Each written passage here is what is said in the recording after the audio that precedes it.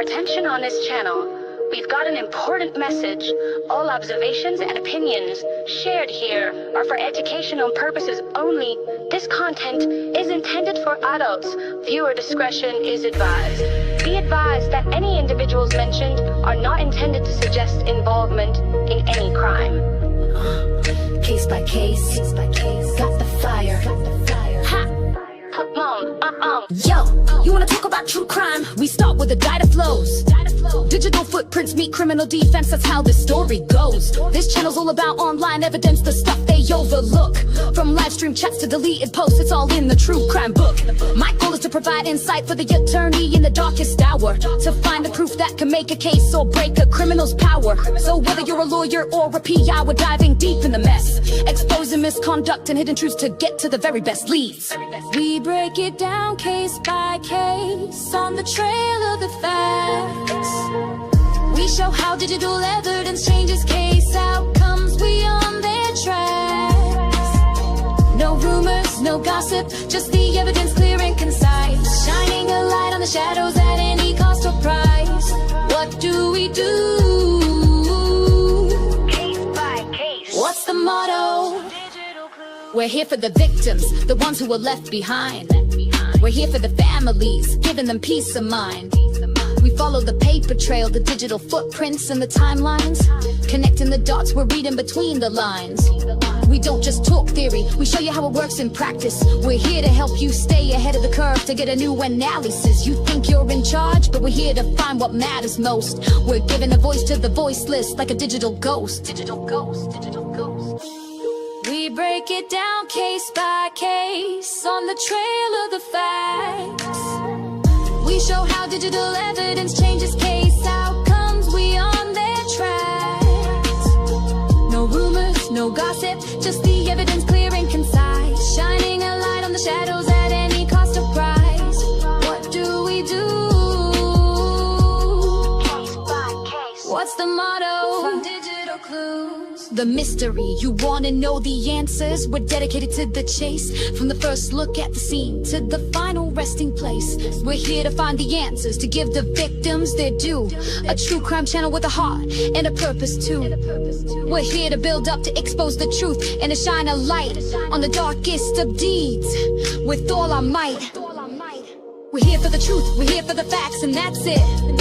We don't chase the trends, we just chase the truth and never quit. We let the past speak for itself, we let the facts lay the ground. We're just here to be a voice, a tribute that is sound.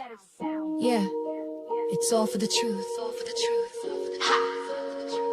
Come on, come on.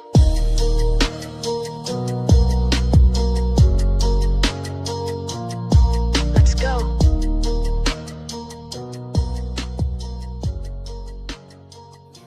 Their thoughts for you, yeah. Won't kiss the ring. Yeah. Ha. Come on. Let's go.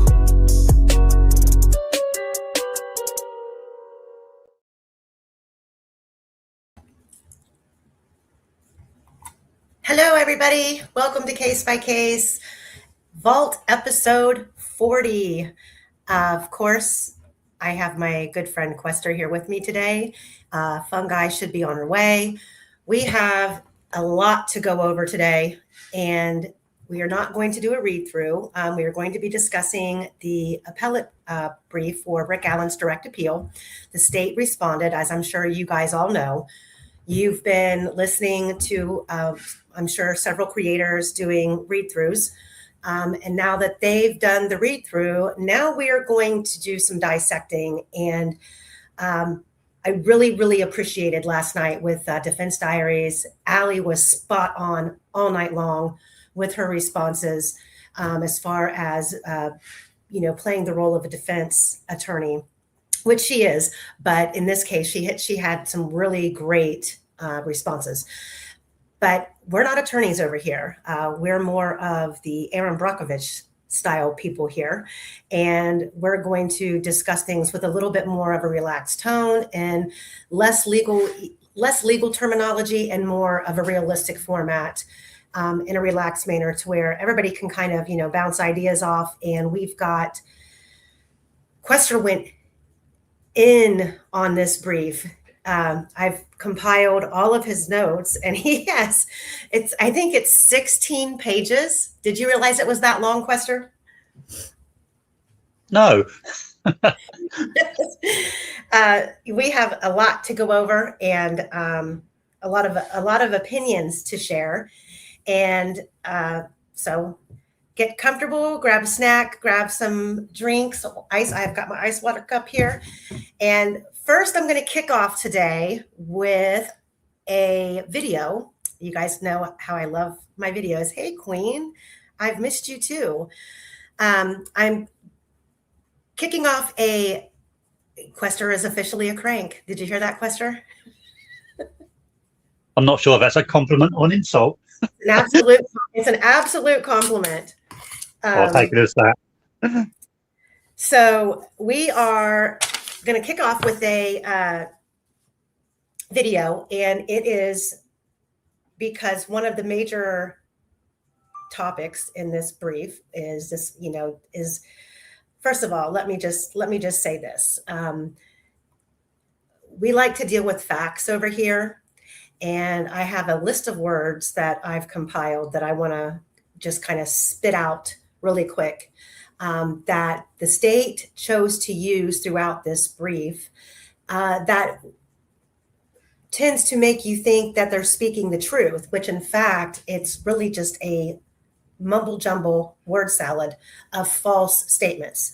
Words like appears, seems, suggests, indicates, implies, consistent with, in line with, compatible with, could be, maybe, might have, likely, possibly, and presumably.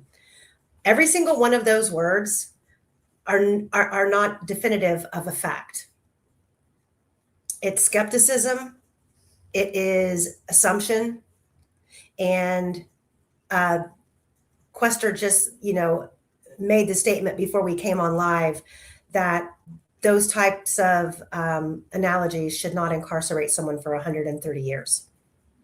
You need something a little bit more practical and more realistic than fictitious statements that, I feel like it's constantly this with the state. If it doesn't go this way, then it goes this way. If it's not up, it's down. And they change the narrative and they change the direction of the conversation when it seems to fit the direction that if they've hit a brick wall, now they're going to retract and backtrack and change a narrative to make it fit what they were trying to say originally. And really, when you put it all under a microscope, it just completely collapses. So yes, for a lack of a better word, redacted, it's bullshit.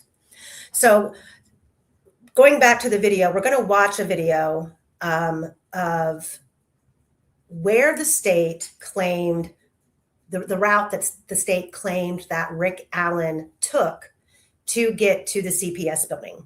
And the purpose for this is one, I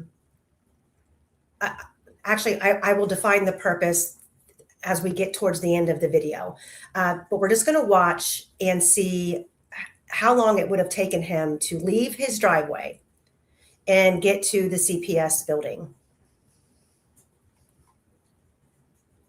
Let me pull us over. Wait a minute. Oh, here we go. So this is literally, we pulled in and backed out of Rick Allen's driveway on Whiteman Drive.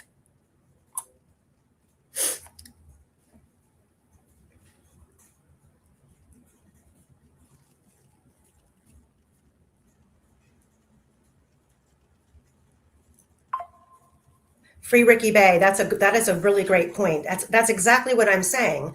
They constantly are twisting their words. If they get shut down on topic here, they change it to this. And the sad thing about the whole entire problem with the state's case is that they should have never been allowed to get away with it in front of a judge. A judge should have intervened, and I cannot remember one time that Judge Gall ever intervened and sided with Rick's defense team on any issue she continuously let Nick McClellan run the courtroom. There was no boundaries or guidelines of questions that he wasn't allowed to ask. We had people taking the stand testifying that weren't experts about voices, words that they claimed they thought they heard on a video, but nobody else hears them. You know, all of these things that were allowed to transpire, sadly, in front of a jury. She did hate. Yeah, I do believe that she hated the defense team. Why? I don't know.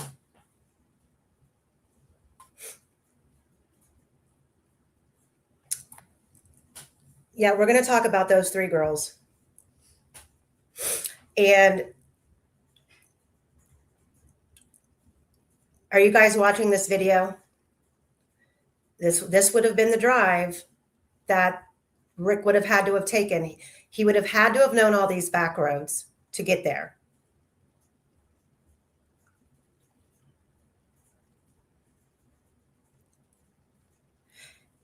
And the $1 million question is, how did he leave?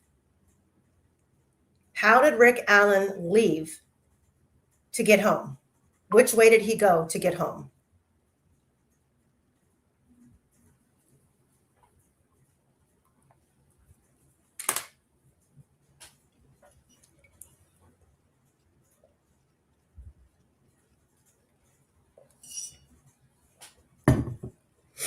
Oh, good. Under Your Scars. You'll have to tell me what the Under Your Scars has her stopwatch on this. Actually, the time, we should be able to see the time on the video. So we've been driving, well, according to the video, we've been driving now for almost 3 minutes. No, I don't believe the state wants us to see those videos. And you can bet your bottom dollar that if they had Rick on video leaving the trails, whether it be these back roads, he would have had to have passed the Hoosier Harvest Store, or he would have had to have gone through town. We would see, they would have had those up for the world to see to prove that it was Rick. Well, Brad, Rosie, I really wish you would share the videos with people who are going to do something with them. I volunteer as tribute to spend however many hours of compiled video there is to watch and take notes and try and track down when Rick arrived and when Rick left.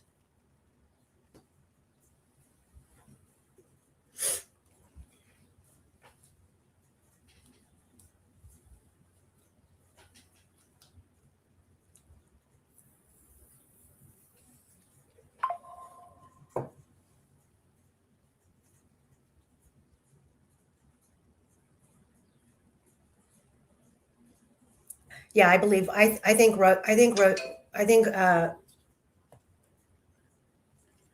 Laura's coming. I really think that Rosie has checked out. And you know, I'm sure he's got such a bitter taste in his mouth after dealing with that trial and dealing with Judge Gall and all of her antics.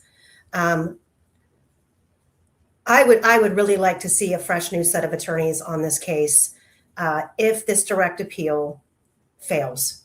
Post-conviction is going to be, it's going to be hot and heavy because there is so much that a jury never heard. So we are still driving from Rick's house to the CPS lot. And we, according to my video, we've been driving now for 5 minutes and 12 seconds. Under Your Scars, she's going to give us her time.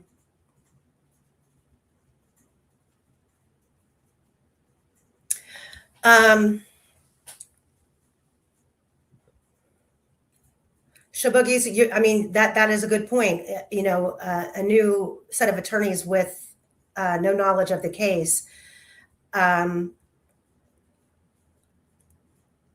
My personal opinion about the whole situation. Okay, wait a minute. Let me see where we are right now. We're still driving. Okay.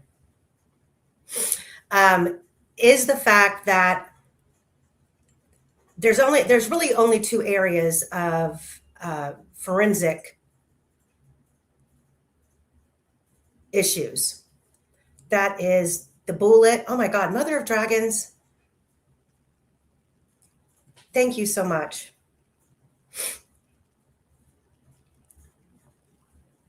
That Mother of Dragons, I really appreciate that. Yes, this is going to be a stressful time for me going forward, being off work. I don't have a choice. So this is Wilson's Bridge.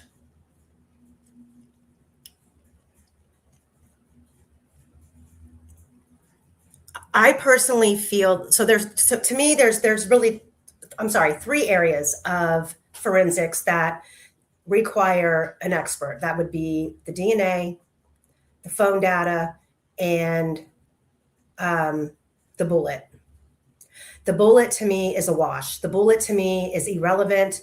The state has never explained how the bullet even got to the crime scene. If it was racked and ejected at the south end of the bridge, they changed the circumstances and the conditions of the bullet by firing it. That to me should have not been allowed to come in. However, Judge Gall's world, and we just had to live in it. I feel that a defense team can prove Rick is innocent with the fundamental facts of this case, with the timeline, the videos, and the witnesses, and digging into all of the fabricated stories that over the past 40 episodes of The Vault, we have shown you there is a lot that went on behind the scenes in this case that were completely hidden from the public, from the judge, from the jury, and buried in mountains of discovery that I think the defense had no idea existed. If they would have just honestly listened to those loud voices that have been screaming all of these things all of this time, we might have been able to help.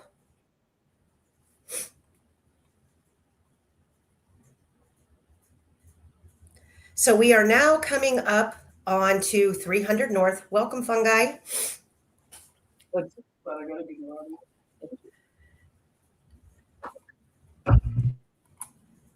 Okay, so this is where the rubber meets the road for me. When we get up here to pass Ron Logan's property, I want you to look at the landscape and just remember, on this road, this is Logan's right here. And I know that you guys have probably seen this house and this road 1,000 times, but I have to be thorough.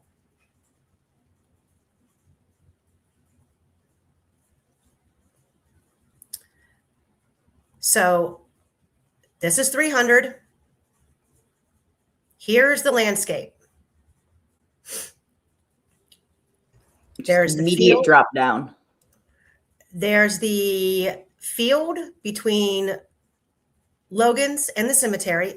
As you can see, there's nothing to obscure someone walking out in the open.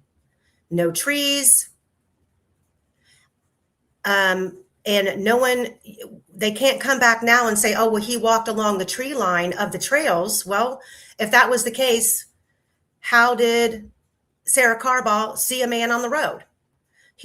So they're saying that he exited it from this area here.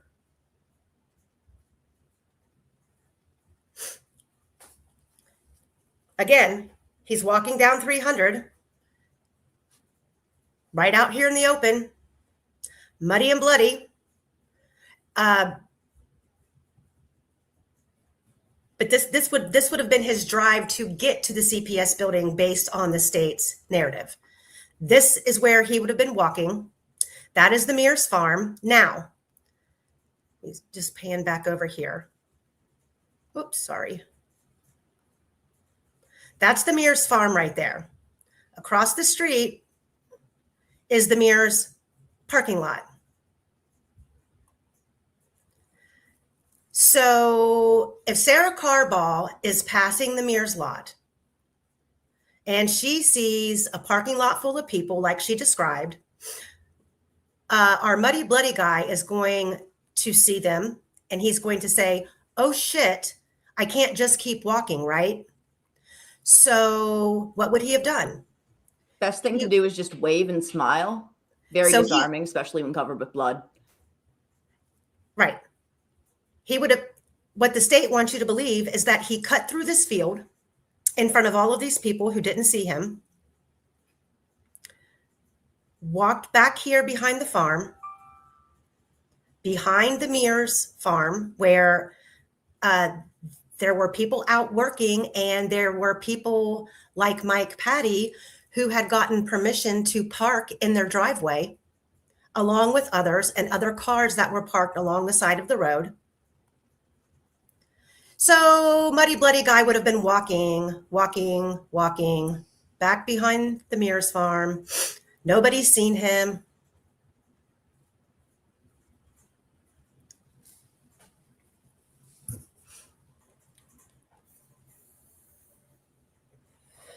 Here's the Mears lot to the left with the gate, which was open. Amy, my friend Amanda Liv's mom asked, she thought he was on a unicycle, right? Or he was, for a Ricky basis, I heard he was walked on stilts all the way back to his car. Which somebody else thought he was on a pogo stick. Oh, yeah. Geez, yeah. Right? Right, exactly. If I go out, it's because I have thunderstorms here. I'll be right back. I gotta go.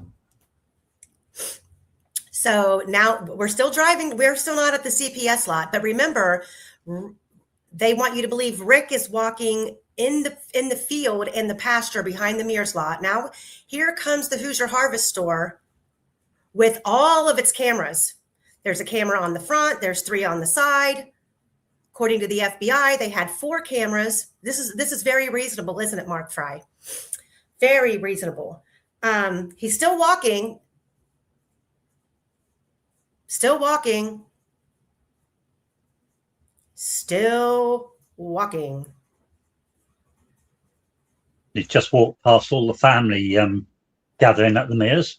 Yeah, looking for 2 little girls, but yet he walked right out in the open. But he took this astronomical route to get to the CPS lot to avoid cameras. But he parked at a location where he basically was saying, look at me, I'm right here. He would have parked here. He would have walked up 300, up to Freedom Bridge in front of everybody.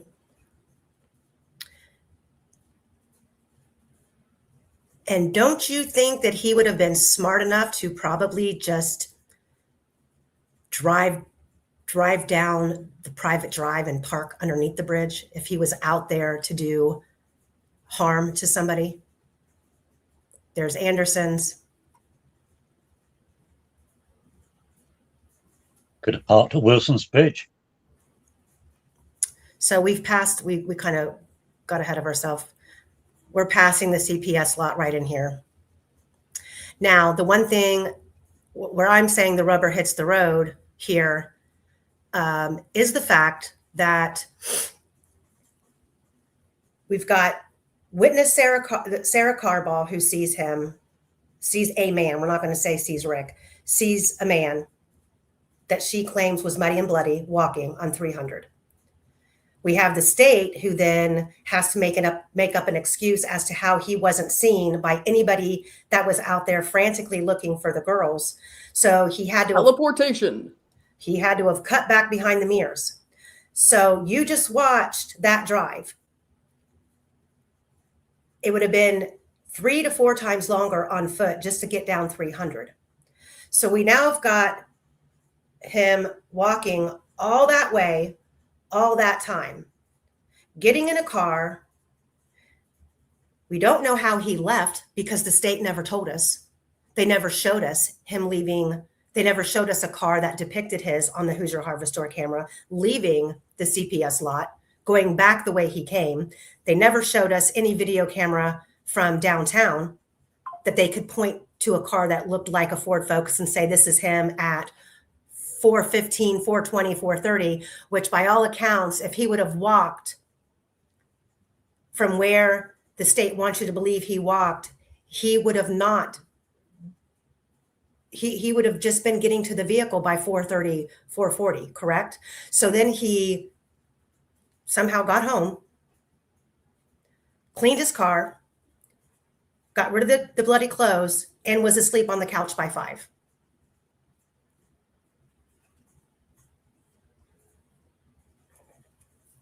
So that's the point. That was the moral of my story here with this video, was to kind of refresh your memory of what this area looked like and how ridiculous of a story this really is.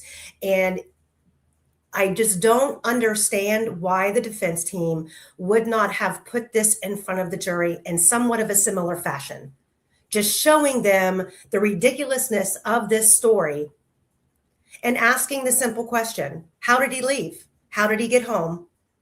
Number 2, how do you have proof that this black car that you think looks similar to Rick's even stopped at the CPS building and parked? If it's not his car and they can't prove he parked there,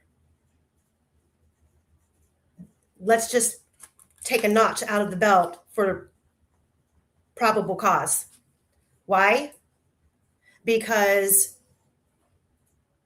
Rick was not the only one who put himself on the trails that day. He's not the only one who put himself on the bridge that day.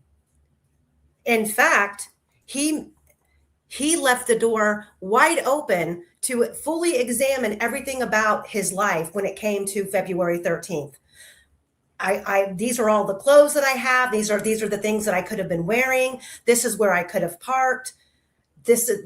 I'm not sure which car I was driving. Do you not think for 1 minute that if Rick Allen was the BG and unalived these 2 little girls, that from day 1, after 6 years, every single day, he would have been going over the narrative in his mind? If he was ever to get caught, he would know to speak the opposite of the truth. You know, Amy, that's one thing. When I had a court hearing for it wasn't like a legal type thing. It was just it was a different thing. But anyways, when I had that, the one thing the lawyer basically told me, because I was very guilty of this, was be very specific in your answers. And that's something that I'm sure a lawyer, if Rick had one, would have said. Don't give them, be specific. Don't give them openings. Remember to give a thumbs up and like, guys. Welcome in, everybody. Hey, Radar. I am so glad to see all you guys in here. I think that was Rick's downfall, trying to be too honest, which allowed the state to finagle and finagle. When he's talking about, well, I could have been wearing a black sweatshirt or a blue coat or a black coat or, jeans, boots, tennis shoes. I don't know. Somebody who committed this crime, if they worked at the CVS as the pharmacist and they walked up and down the streets of Delphi for that many years, seeing himself plastered on every freaking business window, he would know exactly what not to say. And that was, he wouldn't be saying, I could have wore a blue coat. Hell no, I didn't have a blue coat. I wore a black one that day. Hell no, I didn't drive the Ford Focus. I never drove the Ford Focus. Kathy did. I drove the 500. I mean, realistic common sense tells you that this man was sitting there bearing it all, thinking he had nothing to hide. And that goes into that old saying, well, a guilty person wouldn't ask for a lawyer. Or an innocent person, I'm sorry, I just fucked that all up, didn't I? An innocent person wouldn't ask for a lawyer. Well, in this day and age, every single person, I don't care who you are, what you're being accused of, you need to ask for a lawyer and keep your mouth shut. So,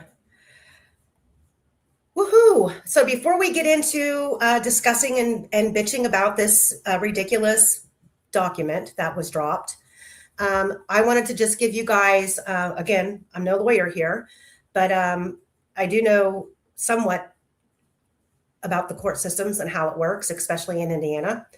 And I wanted to just kind of go over with you guys really briefly on the Indiana Appellate Court, how it operates, and what to expect going forward with the appeal. We know that the defense, the appellate attorneys for Rick have already asked for an expansion of their brief of response and additional time, I believe, which is expected. So that'll be back. It'll be back. We'll be getting some sort of a ruling from the judge here soon on how much time they're going to be given and how much more they can put in their document. But basically, I think I still think some people are really confused on what a direct appeal is. It is a direct appeal in Indiana is the first review of a criminal investigation by a higher court, typically the Indiana Court of Appeals, after a defendant is found guilty at trial.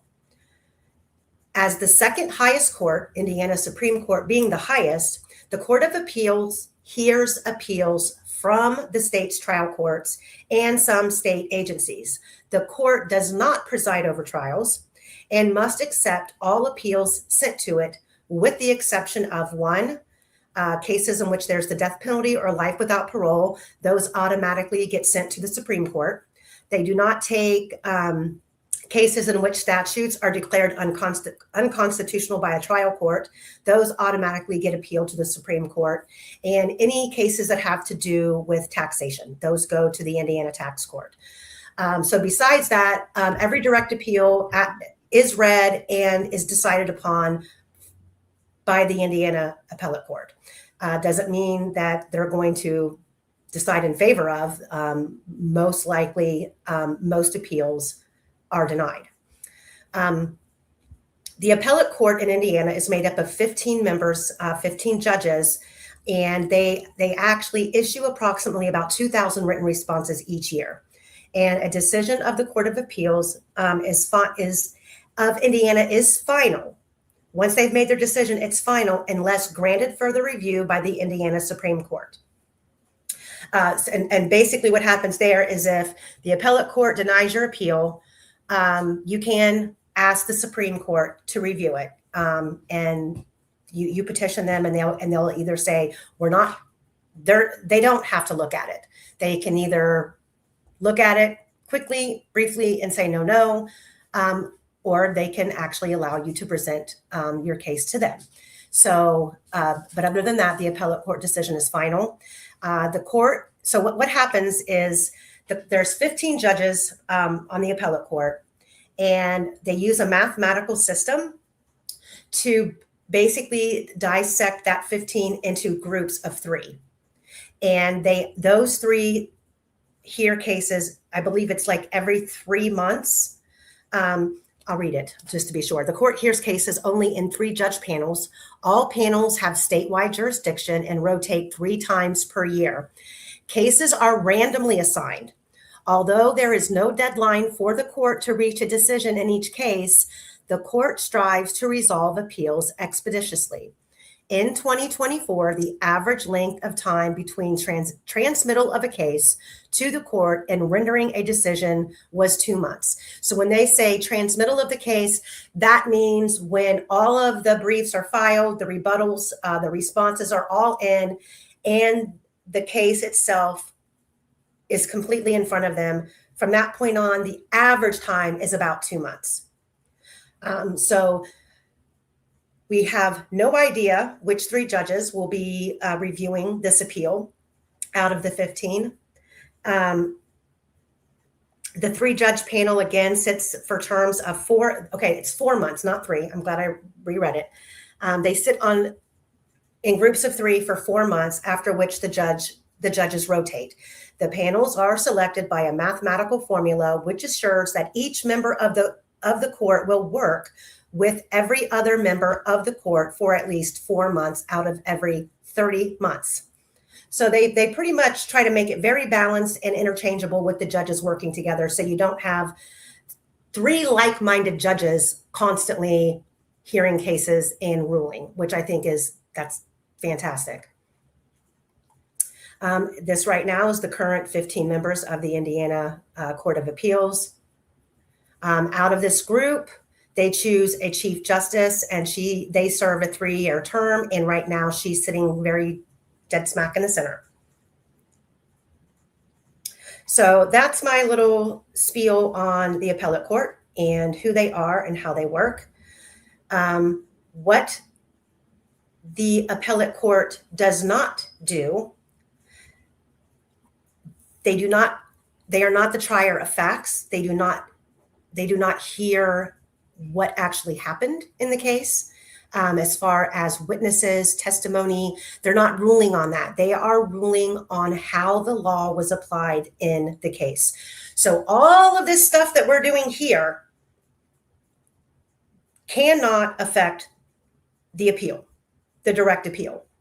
What transpired in the courtroom, on the documents prior to trial and during trial, how the judge ruled, and how evidence was either excluded or admitted, short and sweet.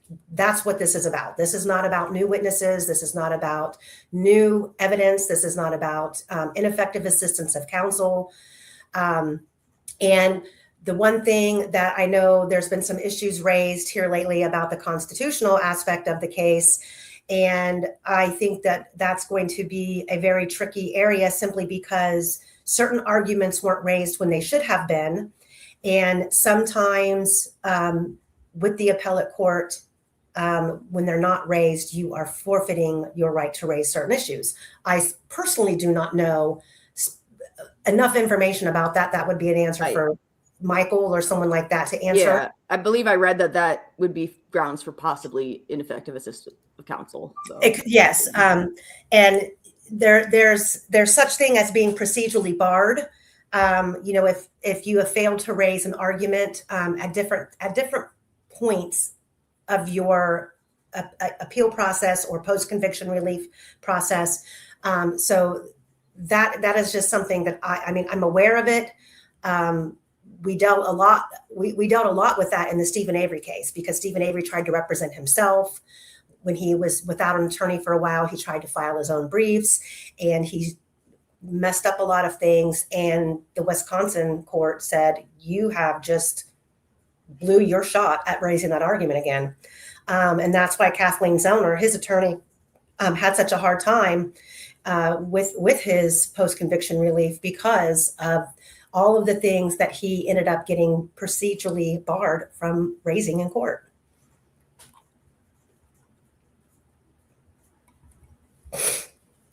We don't know who the 3 judges are going to be. Who's going to hear the appeal? So, are we ready to get into this, guys? No. Yep. But yeah, I guess we're gonna go. Okay, so yeah, it'll be 3 out of the 15. I don't know if there's a way to find out who is currently right now, who the 3. I don't even know if they make that public. If there's 3 judges who are selected for a 4-month period of time to hear whatever cases come in during that 4-month period, I don't know if they make that public. I'll tell you when we will know for sure is when they give us their decision. We'll know who decided the case. So, but if anybody out there wants to do research on the 15 and maybe the last 3 years of how they've ruled, we might have a little bit more insight into, who we can hope would take Rick's appeal or would get Rick's appeal, not take it, but would get it. Yeah, the lawyers for RA are good, but it's the appellate lawyers right now, and if this appeal is denied, I'm assuming they will probably petition the Supreme Court, and then if it goes that direction, I mean, maybe the Supreme Court would take it.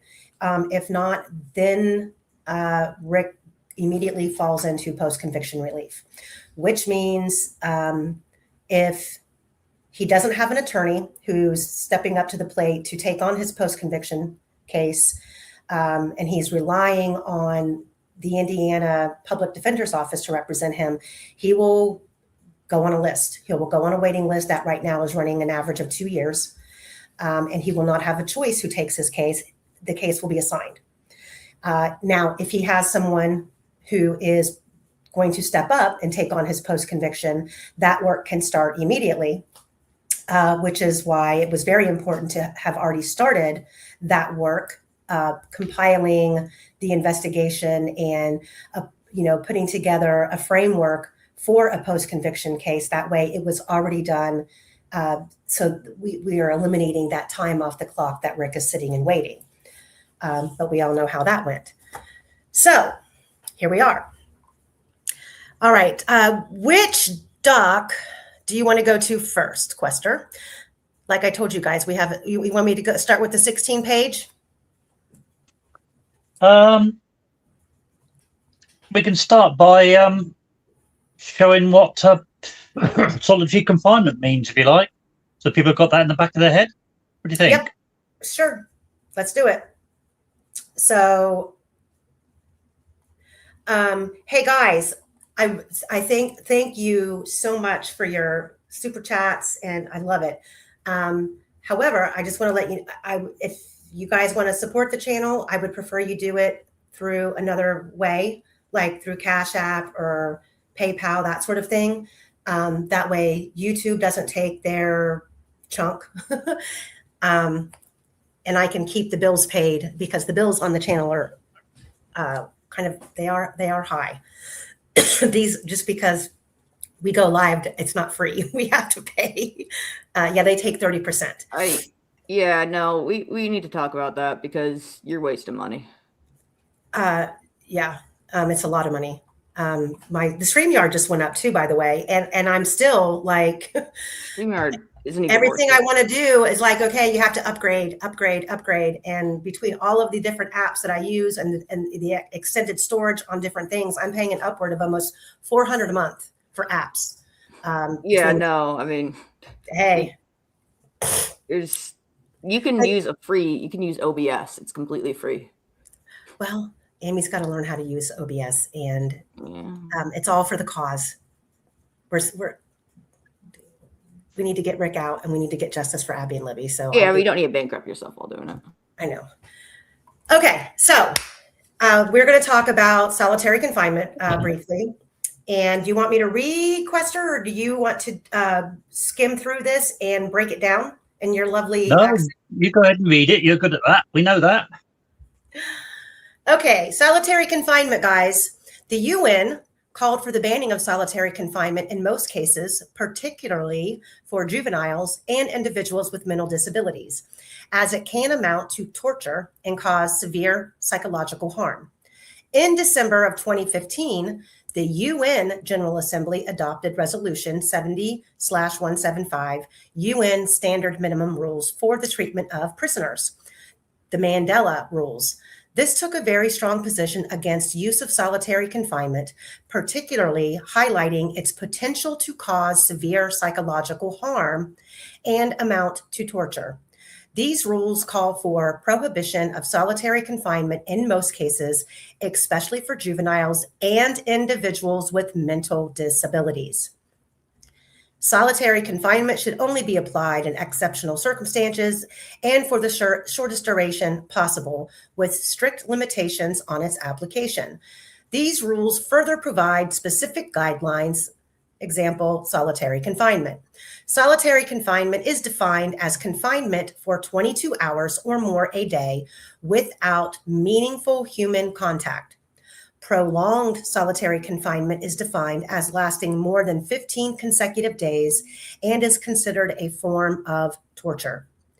Solitary confinement must be justified by exceptional circumstances and accompanied by procedural safeguards, and only as a last resort. Even Then it must only be for the shortest time possible and must be authorized by a competent authority. It is prohibited for individuals with mental or physical disabilities when such confinement would worsen their conditions. Solitary confinement can lead to severe mental health issues, including anxiety, depression, hallucination, cognitive impairment, and suicidal tendencies.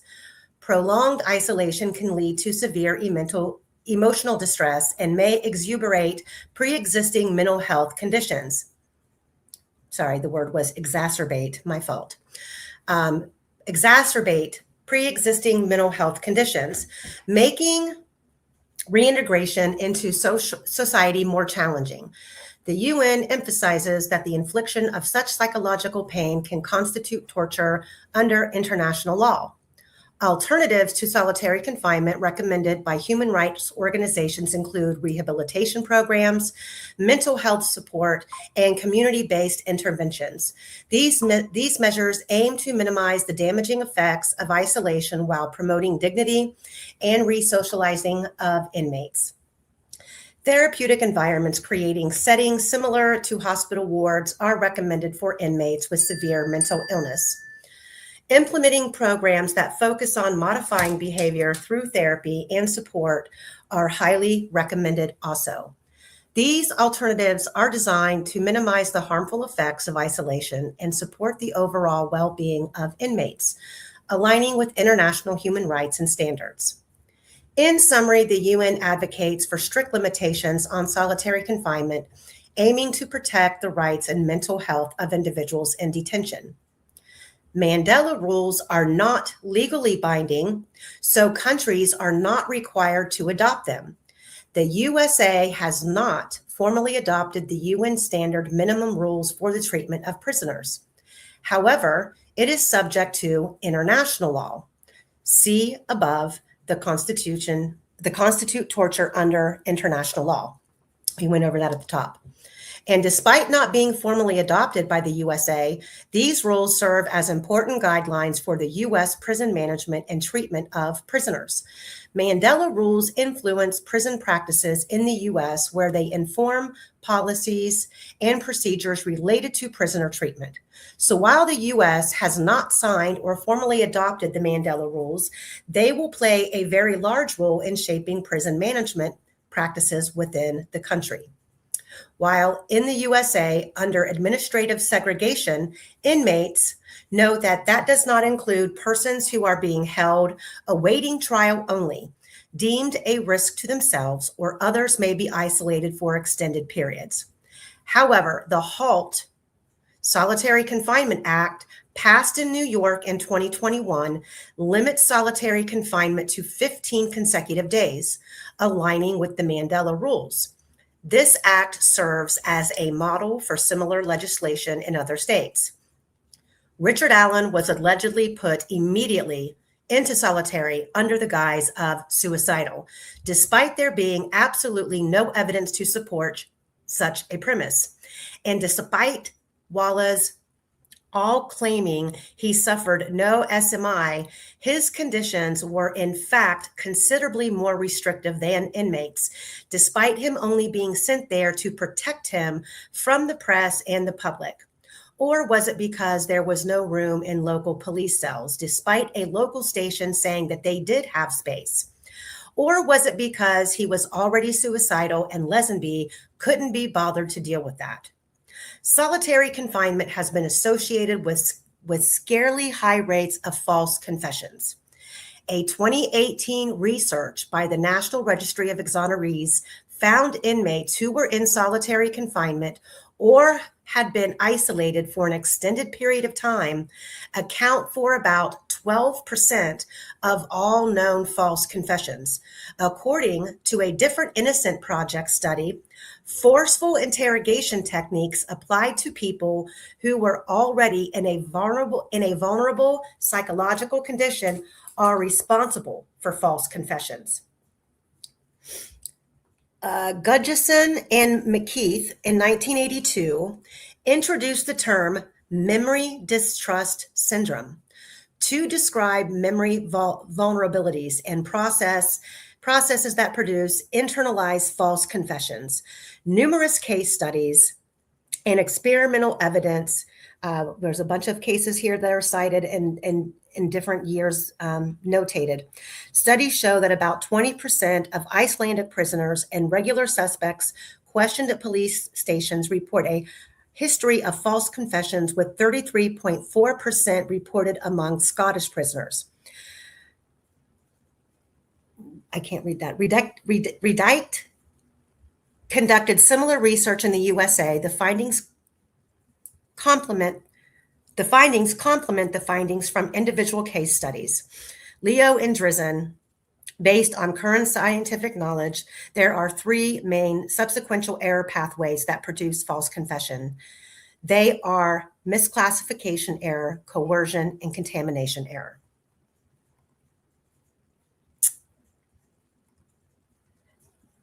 You would think that the United States. There is another page to it, I think. Oh, there sure is. Okay. Sorry. My little thingy wasn't up. So the 6 factors reviewed were 1, subjective interpretation of deception, 2, bias, 3, offender profiling, 4, flawed scientific evidence, 5, speculative investigation hypotheses, and reliance on prison informants. I think we have all 6 in this case.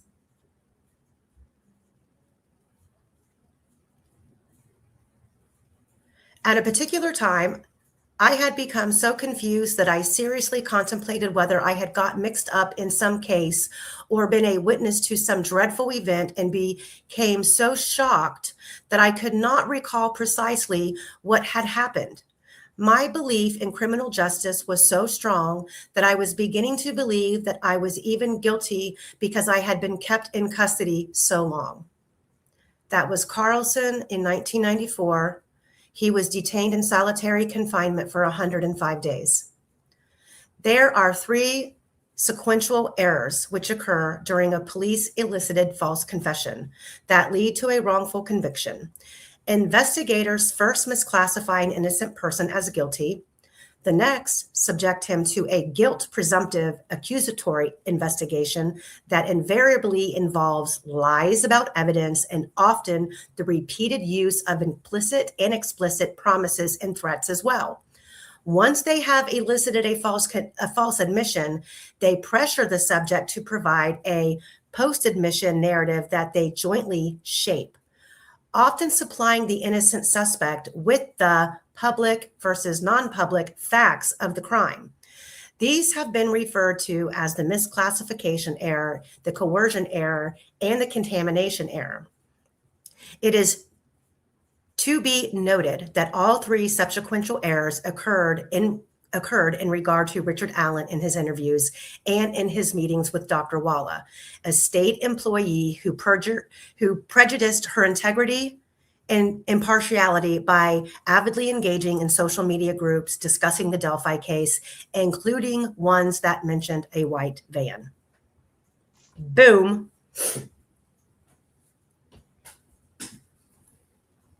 Pretty clear. Very clear.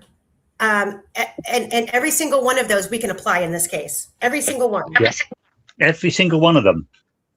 It's incredible because you don't normally have every one of them, but they managed it. Torture. So when you add on the effect of Haldol onto that, case over. Yeah, right. they used that. I don't know if all of you know, but I was born in Russia, so they used that in the Soviet Union, or at least a derivative, I believe, of it, pretty close to it. And they would take people like under the Kremlin. I forget what the prison's called, but whatever. They would basically put them in there, drug them, and then they would confess their crimes, and then they'd either execute them or send them to the gulag. It was extremely effective.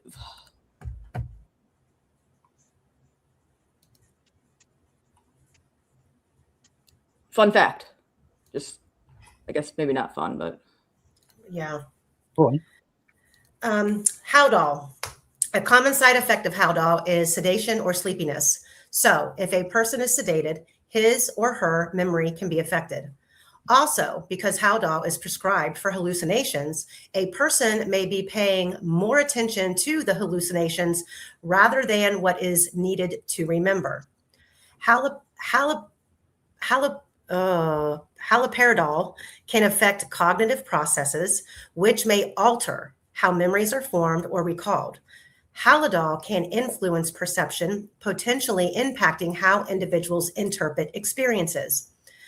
Haloperidol induced impairment on working memory capacity affecting long-term memory performance, the binding hypothesis, December of 2019. Abstract. Dopamine.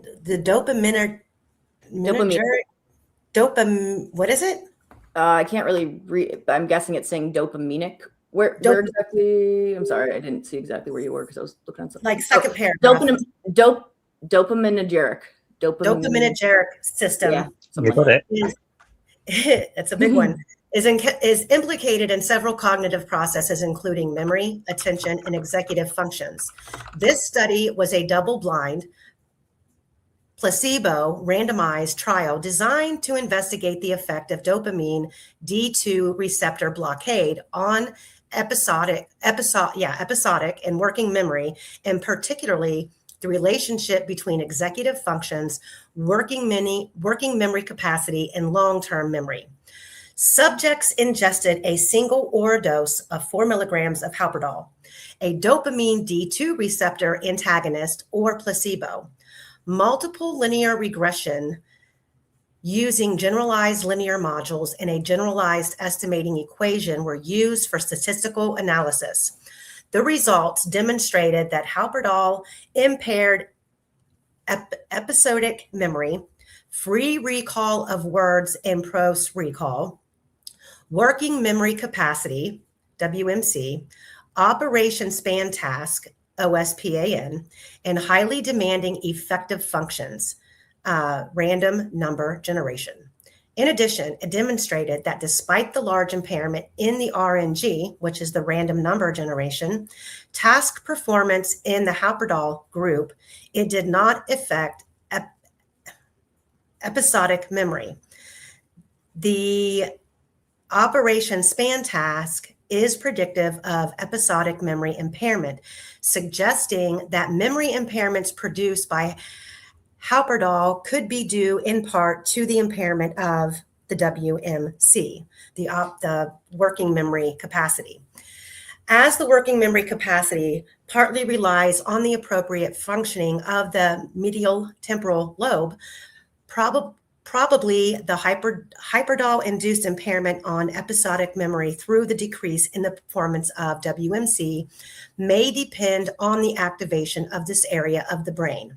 The present study is relevant because it provides data on that dopaminergic word again, modulation of memory systems, suggesting that the major cause of deficiency is episodic memory may be due to hippocampal function and WMC impairments, the latter more specifically with regard to controlled search and binding. Quester, can you explain what is the random number generation? What is that? Do you know? I know that one. Okay. Go on then. Go on. All right. So in video games, sometimes we call it RNG. That's how I learned it. If you do D&D and you roll a dice, that's random number generation. Basically, you die 20. So like if you roll 20, you're basically going to get the best outcome. If you roll a 1, you're going to get a shit outcome, and your character's probably going to like stub their toe and fall on their sword or whatever. But if you roll a 20, your character's going to conquer everything. So basically, it's like if you had a computer rolling the dice, except it's truly random. And the point is, while the computer will just run off the randoms, your mind won't. You have to think about it. In the back of your head, you have to think about it to make sure it is random. Otherwise, you'll fall into a pattern.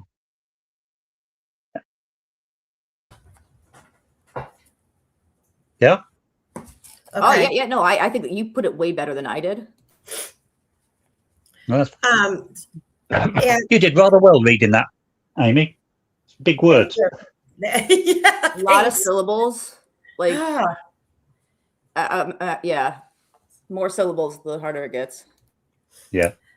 okay. And I But lied. in a nutshell, yeah, Yeah. Haldol, taken at the right amount, can absolutely mess your memory up. It Held all doesn't give you. bad.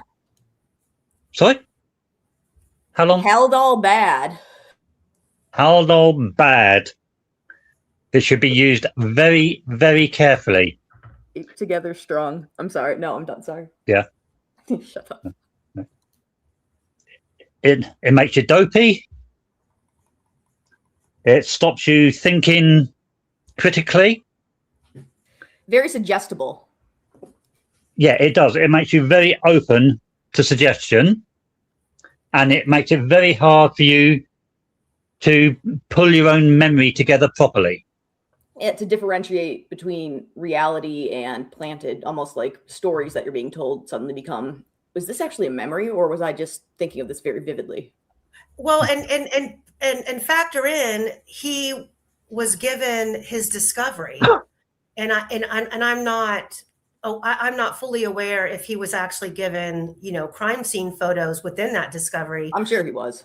But he's reading what he's being accused of, and the Haldol, when he became psychosis, or when we went into that psychosis, I'm sure the memory of, I mean, think about, you're in solitary confinement. You really don't have anything else to do. He's sitting there reading this.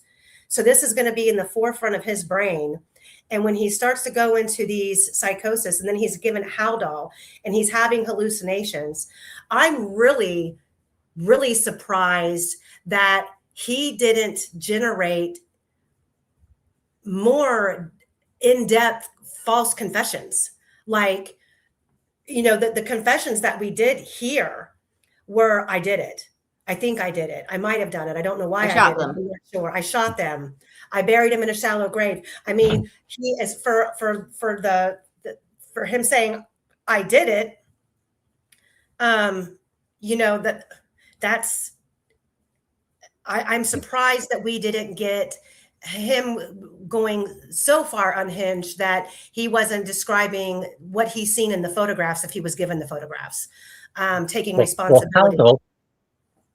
Haldol does not directly create false memories, but the operative word there is directly. Yeah. Indirectly, it makes you dopey, it makes you suggestible, it makes it so you can't really read properly, you can't differentiate between what's written, whether it's true or a lie, and you can't really put those into boxes in your head properly. And if you add all that up, what does it create? Give you a clue. 2 words. Begins with false. And think about the things he was confessing to that we know are just demonstrably incorrect. I cheated on my cigarette. Well, in prison, they trade cigarettes for stuff. That's going to be something that comes up, right? So it's stuff. Well, if you remember, in front of him, he said he remembered shooting his mother and his other members of his family, didn't he? He was thinking about them a lot, and he was probably thinking about them a lot, and then he was probably thinking about the fact that the gun was what freaking tied him. So that's probably was on his mind 24/7. That's why he kept mentioning the gun, probably. So, I mean, there's a lot of. I mean, there's a lot. I mean, and I just, this is such a sad part of this case that I don't, even if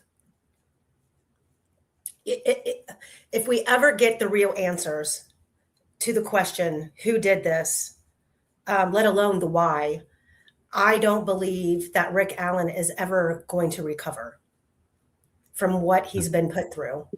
And that is tragic. Humans aren't meant to be in cages. Well, there's 2 other things you have to remember in this.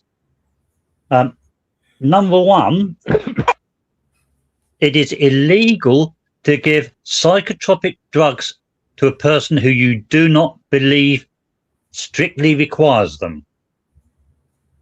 Yeah. And see, and I just don't understand how they were able to get away with this repeatedly.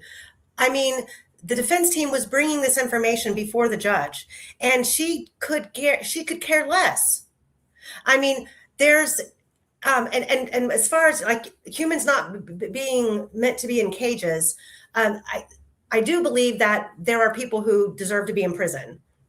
Oh yeah, but as a like just the human soul, that's why it's such a punishment for humans, and he wasn't deserving. There are some people that have to be in prison. Yes, Oh, but I do believe in the basic the basic rights of a human being, whether they are the devil reincarnated or not. You know, letting him drink out of the toilet, eat his own feces. Immediately, he should have been hospitalized. And just a quick one. Yes. Moon Turtle says he was psychotic. He needed the antipsychotic medication. Otherwise, he would have continued to be psychotic. My answer to that is, remember you said that. We will be getting onto that in a moment. But remember you just said he was psychotic and needed it. Remember that. Yep. I mean, he should have been hospitalized immediately. That is not how this country should treat inmates. Yeah. One thing that when I was a citizen, when I started, because I had to get my citizenship, I had to be naturalized. One thing that I was constantly, that was talked about to me was just how, I was lucky to be here. And I still believe I am so, you have no idea how bad things are for my family back in Russia. But my birth mom says I get to live, she gets to survive, which is kind of sums it up without saying too much. But this is the kind of stuff that the US, maybe didn't deserve this reputation, but was founded on the whole idea of being the fair system and being better than everything that came before. That's what they were trying to do, and lost that.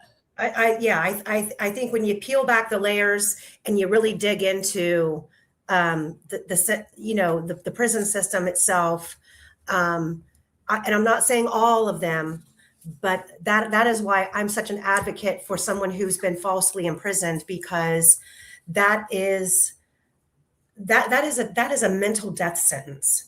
I deal with Ashley on a regular basis, and trying to be the go-between between the real world and her in prison. It's a hard balance, and especially when she has nothing but time. And she messaged me the other day, which was on March 29th, which was the anniversary of Nicole Bowen's death. And she just said, "I'm really struggling today. It's a very sad day." And you just want to reach out and hug her. You also feel bad for the family of Nicole. And I feel that's, the people behind bars, and there are many who are either over confined or over sentenced. For example, Reese Davis, or people who are wrongfully incarcerated. They need voices. They need our voice, and it's hard work, it's emotional work. But if you are ever successful in helping someone in that situation, the emotional reward is worth all of it. I tell Ashley all the time, one day we are going to sit on the beach and just watch the sunset. One day she's going to listen to birds, and she's going to wake up and there's going to be birds chirping, and she's going to be able to smile and feel the sun on her face. Okay, so I lied earlier because I said Quester went in on this brief. It's not 16 pages, guys. I'm sorry to tell you. It's not 16. It is 19. So let's dig in. We are not reading the brief. We are commenting on certain aspects of it and then interjecting our opinion, our information, our evidence. So here we go. And I will briefly, Fungi, if you want to keep an eye on the chat and let me know if there's a great comment or a great question. Just include my name at Great Lakes, and then it should fill in the rest, and that'll be the easiest way for me to make sure I definitely don't miss you. Okay. Well, what we've got here is the document itself. Mm-hmm. So if you do read it all, you will be reading the. Well, I don't plan on reading it all. We're gonna. Well done. So, beginning of the document starts off with the state of the case, which basically they break down on October when Richard Allen was charged by the court. The information was amended on March 22nd of 2024 to add 2 counts of murder, and then it was perceived by a jury trial. They talk about where the crime took place. The Monon High Bridge Trail spans from Freedom Bridge over the Hoosier Heartland Highway on the northwest side and ends at the Monon High Bridge to the southeast. They talk about where the parking to access the trail is located, both near Freedom Bridge and further east at a side entrance on Country Road 300 North, known as the Mears entrance. Due to the voluminous pre-trial and trial exhibits, the state refers to the documentary exhibits by exhibit volume and PDF page numbers. The conventional trial exhibit are referred to by exhibit number / letter and a timestamp. So typically in a trial, exhibits are numbered when they're entered by the state. Typically, when they're entered by the defense team, they're entered by a letter. So if they exhaust the alphabet like A through Z, that's when they start to double back and you'll see exhibit AA or exhibit PPP, which we've talked about. So just wanted to throw that out there. Conventional pretrial exhibits are also contain a hearing date where needed for clarification. It takes about 10 minutes. They go into the details about it. It takes about 10 minutes to walk the trail from bridge to bridge. That is a fast walk. The state is really accelerating their time there because Julie Melvin walked it at almost a speed walker's pace in 10 minutes, which I think personally, if you're an individual walking on that trail and you see someone speed walking, you're going to take note. You're going to go like, whoa, shit, they're out here kicking ass, they're getting a workout in. I don't think that anybody described anybody walking at that pace. Now, they said maybe walking with a purpose. Now, Julie Melvin and I together walked the trail from Freedom Bridge to Monon High Bridge with a purpose, and it took us 14 minutes. And we timed it on a video. Have that, by the way. So that's a little bit fabricated as far as I'm concerned. They talk about the schools were closed on the 13th. They talk about Alan, who also lived in Delphi and was familiar with the area, also went to the trail that afternoon. So the first interjection that we have here is the surveillance video captured Alan's black 2016 Ford Focus driving westbound on 300 North towards the Freedom Bridge side at 1:27 p.m. And he parked at the old CPS building. Says who? Yeah, that's the first thing you have to be aware of in this whole document. That he is going to be very, very fast and loose with the truth. So I think I should start compiling a list of all the very convenient misstatings of facts or interpretations. You'll need a big pay. And Done. you know, I've taken, or I'm not going to say I'm saying we, maybe unbeknownst to you two, Quester and Fungi, but all of the lovely people in the chat, I love you guys so much. They do keep me abreast on what's going on out there on the YouTube streets. And we've taken a lot of shit for spending all of our time on all of this research on this case, that it's not helping anybody. It's not helping Rick, starting with the vehicle, who, you know, they're saying, who gives a shit about the tire and the alignment of the light and whatever. Well, I am here to tell you right now, this is Rick's car in his garage. There's clearly an antenna on the back of his car. This is, and I'm sorry for it being such a shitty ass picture, but this is all the state offered us. There is no antenna on the back of this vehicle. This is not Rick's car.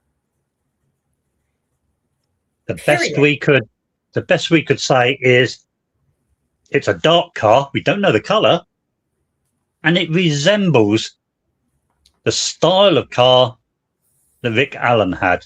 It's a hatchback. And let me reiterate that this was a car, one of two that Rick owned.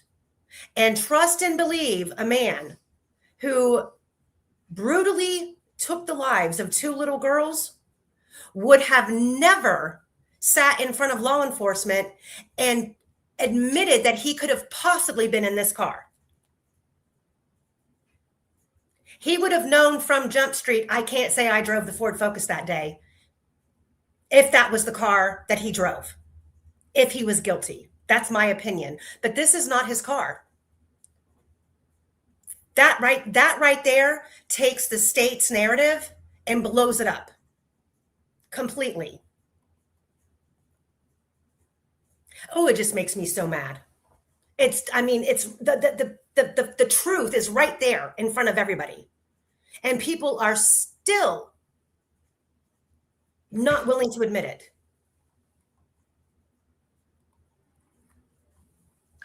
The next bit is they said that he parked at the old CPS. Well, I defy any of you to go through the whole case and find one witness describing a car like his parked at the CPS at any time that day. Not one. You mean he didn't drive a smart car? He might have done. Or did he drive? He didn't drive a purple PT Cruiser? It was one of those Transformers. He wasn't driving an older, sharp-edged car that resembled a Comet? Maybe he was driving all of them. He might have. At once. Yes. He would have needed a much bigger car than a Ford Focus or a smart car in order to put his pogo stick, unicycle in the trunk. Stilts. And the stilts. And the stilts. Oh, and all his bloody clothing and his murder instruments and. Well, he had that taken care of. He brought his cloak of invisibility with him. Ooh. Ah. So on page 28, wait a minute. Yeah, on page wait a minute. Am I on the right document here? Let me see. I don't think so. No, I'm not. No, you could be on. Okay. Yeah, so they talk about the Ford Focus being on the camera, which hello. Where's the actual video footage? Number one. Number two, where's the footage from all of the other cameras? And number three, where is the actual definitive information where they determined the time of the camera timestamp? They claim it was Number five, where is the witness who saw him park there? Correct. Because we don't have one. Not yet. Hold on. Trust me, bro. You're going to find one. Quester. So next up, They go into, Alan noticed the girls as he walked past them without speaking. Okay. Hold up. What car was Daddy Patty driving that day? Mike Patty, I believe, right? I hope. I thought he was driving a truck. Somebody in chat probably knows, because I've seen him have a big black pickup truck and a white one. Oh, she means Derek. Yeah, Derek was driving a white Subaru Impreza. And it kind of looked like a station wagon? Question mark? Yes. White Subaru Impreza. Impressive. So Alan noticed the girls as he walked past them without speaking. So here again is the state making a false claim, because they're insinuating that it was him, and they're insinuating that he walked past Voorhees and Wilbur, which neither Voorhees nor Wilbur identified Rick Allen as the man that they saw on the trail, not during the trial. There you have to take another note.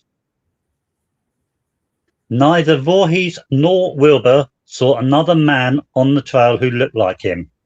Now, this is a slippery trick to deflect.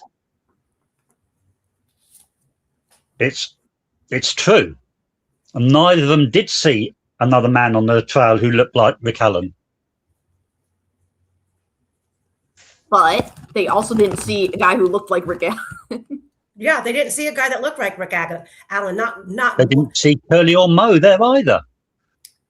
Not one witness that the state. I mean, trust me, they really could have. They had a pot full of witnesses they could have pulled from. Trust and believe that, because these girls saw more than one man, and none of them looked like Rick Allen.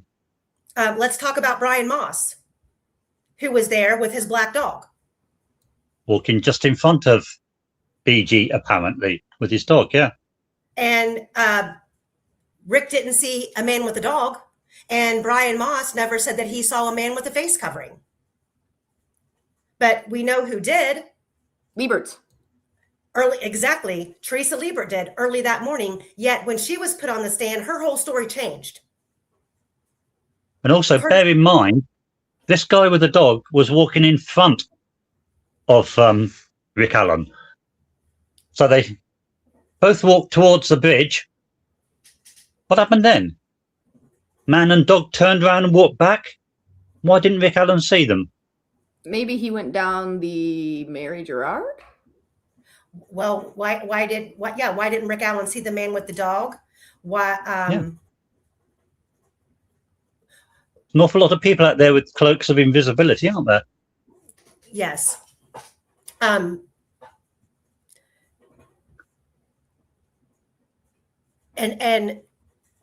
here, not one person that the state chose to put on the stand described a short man. And that would be your first, and think about it, besides David McCain, who was a witness on the trails that day, all of the other witnesses, I believe, were female. And maybe this is just me, but as a woman, you take note of a male's stature. If someone is very, very short, you just kind of think in your mind, oh my damn, he's short, you know? If he's a little bit lumpy, you'd notice as well, wouldn't you?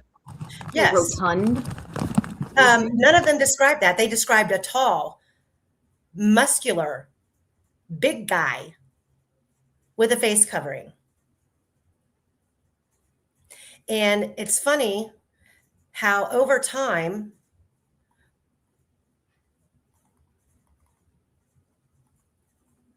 we get into noticing how the state's images of the BG changed by compression. The one in the middle was the original image they put out. Then the one in the middle makes him look like he's got a basket in his hand, doesn't it? Yes. You're telling the me other two he doesn't have don't. a basket where he stores his pogo stick?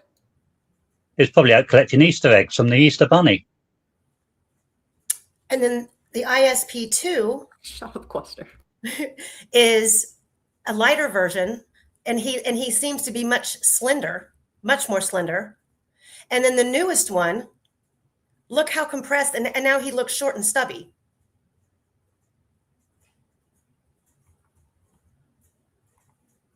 Just saying. No one identified him in court. Not one person.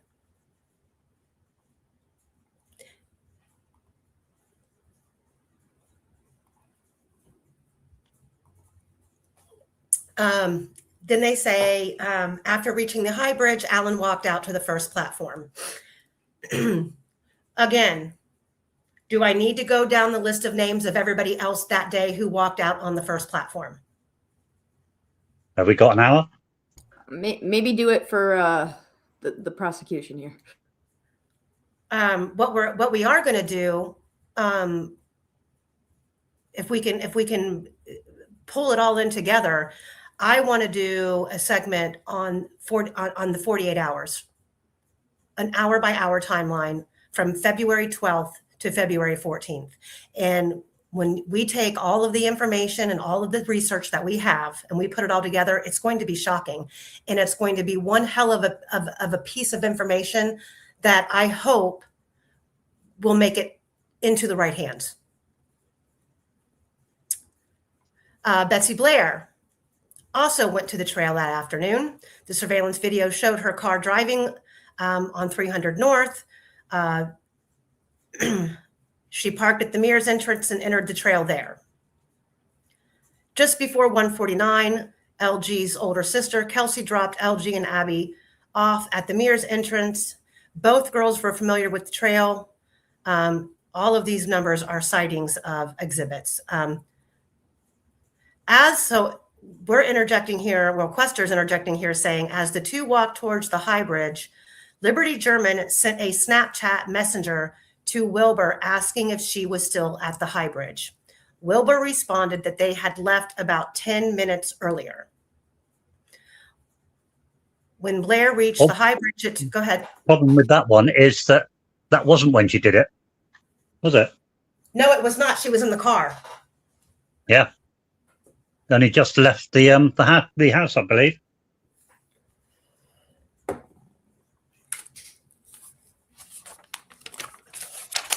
Who cares about little things like a timeline, Quester? Who cares? The accuracy of a timeline doesn't matter, right?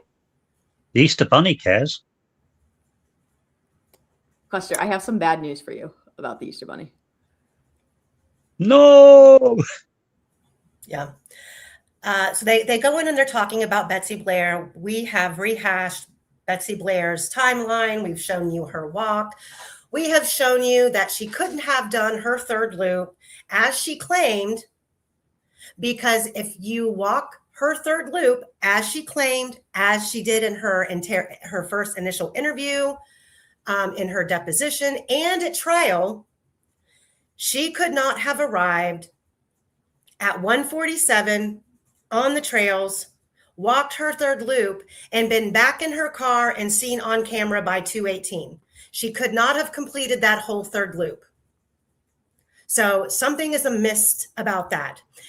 And it's also a problem that during the entire time that Blair was on the trails, she never saw anyone else that she remembers, except for the person that she saw on the platform. When we know, and those two girls, we know for a fact there were other people there.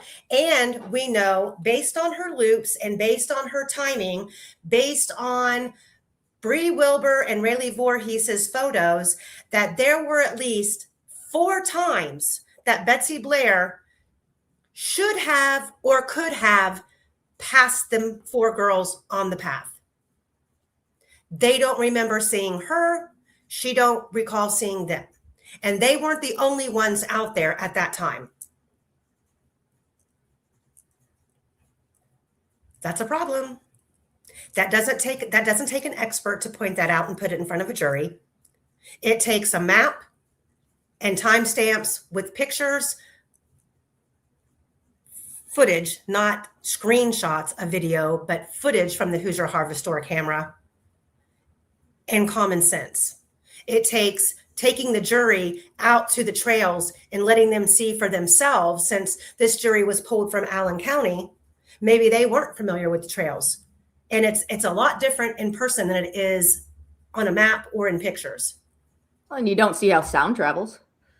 Exactly. Jay, I got your email. Thank you.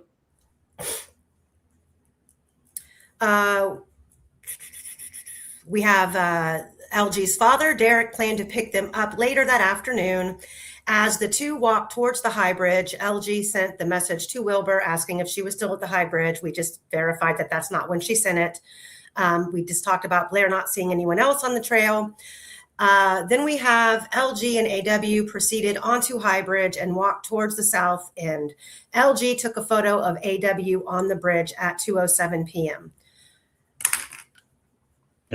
2 points with that. They failed to discuss that. The state failed to even bring up the 2:07 photo, correct? No, the state brought up the 2:07. That was the one that they admitted they couldn't find where it came from, and it wasn't on the phone. Okay, that's right. Yeah. And It's still admissible, guys. We have no idea how to prove anything, but I'm just going to put it here. Yeah. But they also, for some reason, Makita has forgotten about the picture before that, the 2:05, hasn't he? the bridge Totally forgot to photo. mention that one. Yeah, I wonder why. Even Why, he. Quester? Sorry? Why do you think that is, Quester? Tell us your theory. The Easter Bunny. Stop. Hold on one second here. Because there wasn't a photo at 2:05 of the bridge. Oh my God, he just said it. We never hit that, did we? Not the way I think we did. Not in depth, no.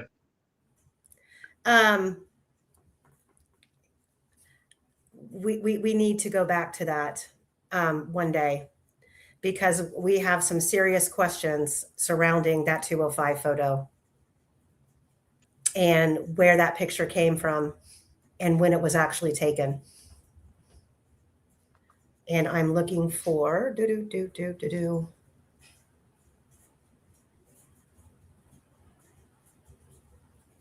Okay, never mind. So Quester, tell everybody who's listening how many photographs we believe are actually missing from Dear. from that we believe that Liberty actually took. Oh no. And we know that Kelsey, early on, we have the audio of her saying that she saw this picture of Libby on the bridge bending down. Where's that photo? Yeah. So well, we're well into double figures and heading towards 20, if I remember right so far. I think we're about 16, 17. Do you have any context for when these photos were taken, Quester? Like, were they in the car? Were they all in the trails? Were they all right before? Were they like? Is there any descriptions for them? What can you tell us about these mysterious? Yes, to all of those. Before, in the car, on the trail, on the bridge, and even on the 12th. Sorry, the 14th, 12th and 4th. What am I talking about? The 12th. Sorry. Yeah, I was about to say. Excuse me. No, but was there anyone seen in the background of any of these photos, Quester, reportedly, or that maybe? Well, as we haven't got them, we don't know for certain. No, but I'm saying it might have been descriptions. I'm saying like of describing these photos that we've never seen. But was there anyone in the background, perhaps, or in the girls, or maybe on the trails? Hold on. Yeah, we have multiple statements, multiple people, like Marcia right here. I too saw a pic on February 15th that had two guys coming across the bridge about halfway, but they stopped and looked back. When they saw the girls were going to take a picture, my girlfriend showed me the picture on her phone, but when I got home, I couldn't find the pic, and my girlfriend can't find it again since then. The post got deleted, but that doesn't mean that they can't go back and see the picture, even if it was deleted, right? I'm in no way at all a computer expert, but worth checking out, I would think. February 15th is when we saw that post, but I don't remember who had posted it. Bruh. Now, do you think that this person has telepathy or can see, has a crystal ball and realize that she's going to make this post because 9 years later, there's going to be a question about other people in the foreground behind Abby on the bridge? And this is just one. We have others. Yeah, wasn't there one, because I asked this question knowing the answer, but wasn't there one where they were walking to the bridge and there might have been a person in the background, Quester? 3 of them, 3 photos at that stage. A Possibly male, 4. perhaps. A male is what was said, yeah. Now, Man. so this is what I think I see. Amy's showing you. This is what I kind of outlined, and it might not be even correct. It might be wrong, but this is what I'm proposing. Proposing stubby, short, or fat dude, Like and skinny man. And the one on the right, looking at it, looks like he's got bunny ears. See, I told you it was real. Actually, it looks like he kind of has a backpack. I love Quester. Quester, stop. Get some help. This is what happens when you find out the truth. People don't believe you. Right.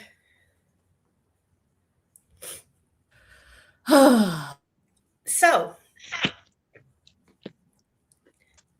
there's one more picture that I wanted to pull up because, I mean, why not?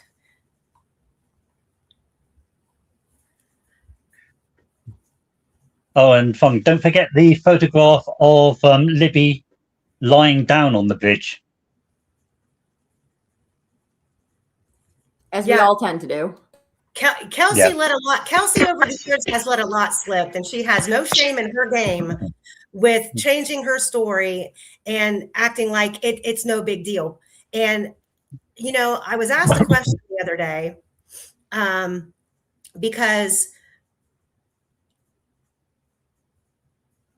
like I always do, I get on a high horse about this research that we've done and who we've proven to be out there. And when you start to really go point by point by point through all of these people, you start to see the lies and you start realizing they're lying for a reason. They were getting in front of the freight train that was coming down the tracks.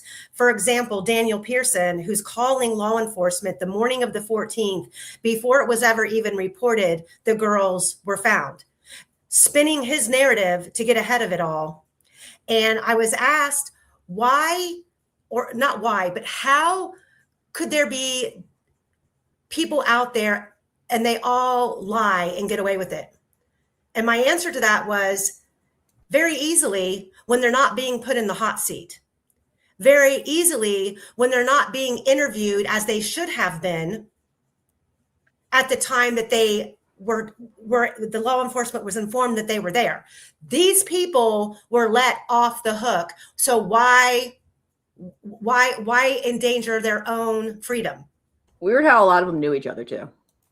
Not just knew each other, but all converged on the bridge that day at that time. And a lot of them weren't even from Delphi. Most of them were from Monticello. And here is not the bridge guy. Kind of looks like a turtle right there. Anyone else see it? Who believes that this photograph was taken like a month and a half before February 13th? Where's the goatee? He looks like someone who could handle 2 athletic girls and force them through a fast-flowing creek, doesn't he? I think he also, probably grew all that poofy hair in record time. Like, someone needs to study him. Does that look like the same man? I mean, that guy looks like he has a full mustache or a goatee.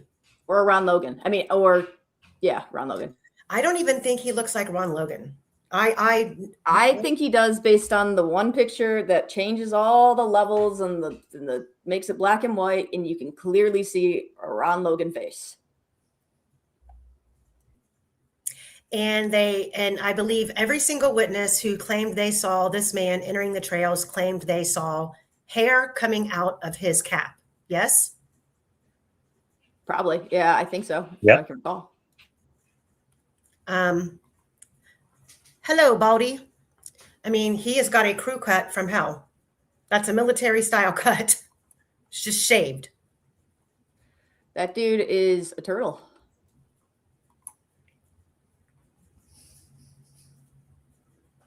Wrong page. I know. I don't know. Oh, Skin Row makes a good point. He's wearing sweats there. That's pretty suspicious. Sorry. Yeah. I'm dying.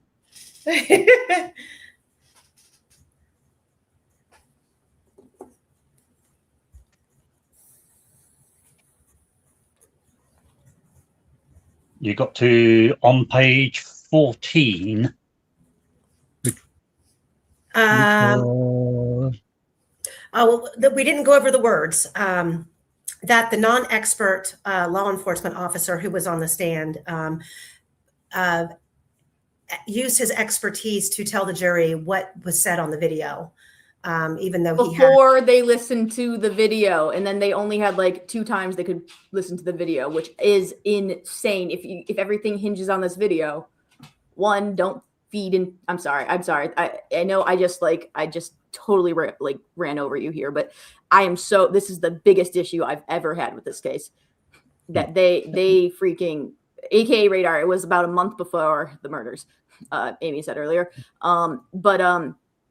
They freaking said what the girls said. So basically they planted this in the minds of the jury.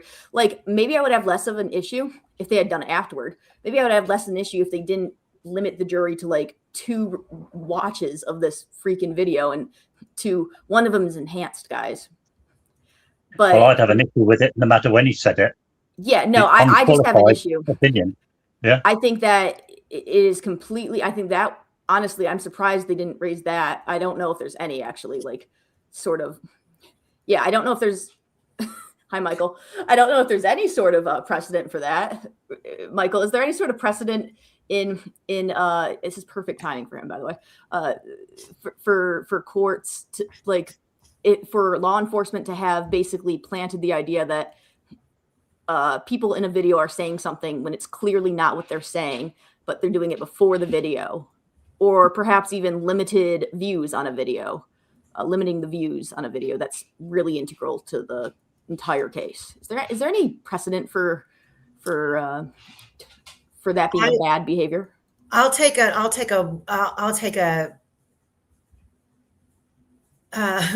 deputy attorney just checking in. What's up, Michael? I'll take a stab at it, and I would have to say this would be a decision where it would be an argument on how the judge allowed that to come in. Couldn't have done. Unqualified opinion and extremely biased. Correct. And with a great effect on the case. Mommy Wolverine, I'm not sure where that picture was taken. I have it, and it was dated. So it was dated, I want to say, I don't know, maybe it was December. I thought you said it was a month before. It's a month. Yeah, it was a month before January. It was either December or January. The actual screenshot that I have is somewhere in the vault folder that has the date on it, but it was right before February when this photo was taken. So he, to me, does not look like the man on the bridge. Incredible ability to grow curly hair just in rapid time. They really should study that.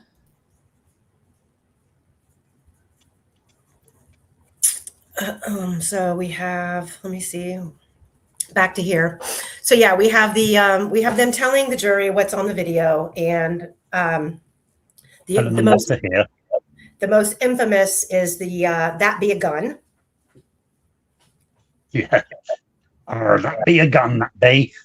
Oh, Amy, can I mention the little experiment I did on my Twitter this week? Since I do nature, like I only post really nature stuff. I don't post stuff much about this case like as original tweets. So earlier this week, I basically was like, all right, fellas, I want your opinions. I'm looking for this tweet that I post. I've retweeted a lot of things though. And I was like, all right, I want some people's unbiased opinion from my nature Twitter colleagues who have never heard of this case. What do you think this girl is saying? And I just literally clipped this is the hill, this is where we go down, or this is the path we go down part. And I was like, all right, what do you think they're saying? And literally everyone is saying, here, I'll link it. I'm going to link this right in the chat right now. Everyone is literally saying, this is the path we go down. No one has mentioned a gun. That's 100%. No one has mentioned a gun. So You maybe can't a few very hear, don't leave me up here. Is this a gun? You can't hear any of that. Well, I mean, yeah, I just put it in chat if you want to click that, and you can see all the replies, and you can also view all the chicken pictures and videos I thank people with. But also, yeah, you'll see literally everyone, and these are people I've asked people who have never seen this case before. And I just wanted to see, did anyone hear anything about a gun? Nope. So I lied. It was this picture was November 28th. So the end of November. So 2 months, November, December, January, 2 months before the crime. November 28th of 2016. So this might have been when they were going somewhere to go Christmas shopping.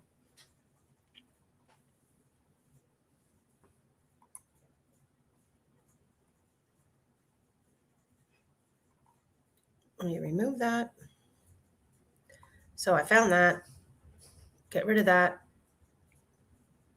We're going to get rid of this. Sorry, I'm taking stuff out of the studio so I have more room.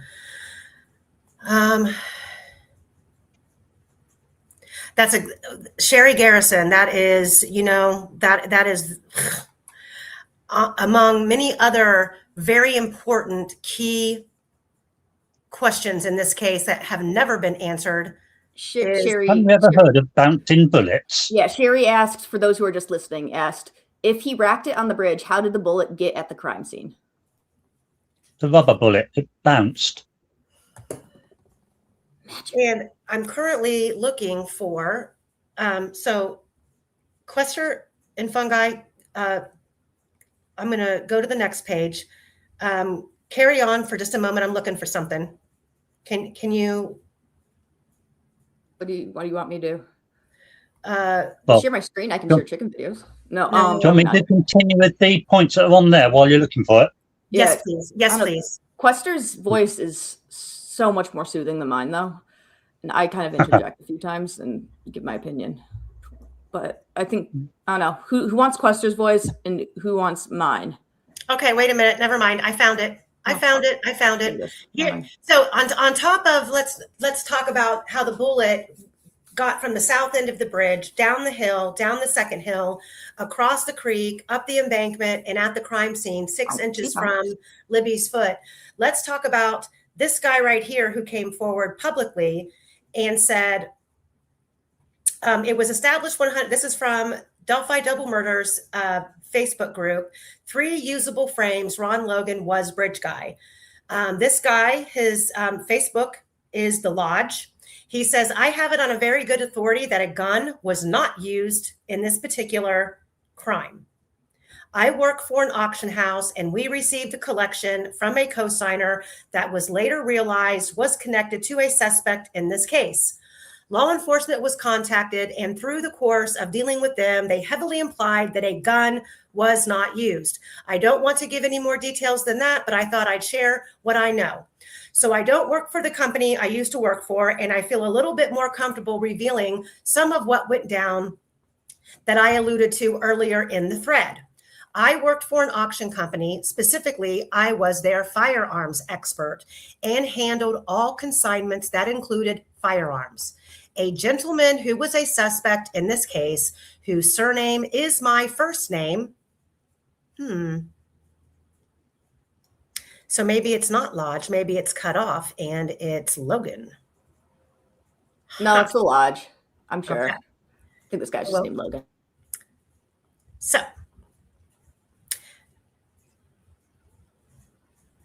whose surname is my first name, passed away. So this was after Ron Logan would have passed away. And his son, who by own evaluation was a really good, nice dude, consigned the majority of his father's firearm collection in hopes of raising enough funds to save his childhood home. Remember, Ron Logan had a reverse mortgage and his property was going to be foreclosed on. It ended up being close to 150 guns of all sorts, hunting rifles, assault rifles, 22s, pistols, etc., etc. Really nice weapons and a great collection. In fact, it's one of the nicest collections of pre-1964 model 70 Winchesters I've ever seen. He had probably 30 of them, varying calibers. To give an idea of scale, this collection grossed over $250,000 on the auction block. While researching, inspecting, and describing the firearms for our catalog, the gals in the office came to me and said, "We think these came from so-and-so, who is a suspect in the Delphi case." I honestly thought they were being ridiculous women, but after a little digging, I found some shipping receipts that proved them correct. I immediately contacted our resources and law enforcement, and one being a U.S. Marshal who happened to be married to the owner's daughter and our ATF liaison. After some time, our law enforcement contacts assured us we could legally and safely sell the weapons, and it was heavily implied that a firearm wasn't used in this case, and this deceased person was no longer a suspect. I don't know anything beyond that, but I thought I would clarify my earlier comments. Bruh. Dun, dun, dun, dun. That's ridiculous. Yep. I hate this. So, moving on. And trust me, we have a lot more where that came from.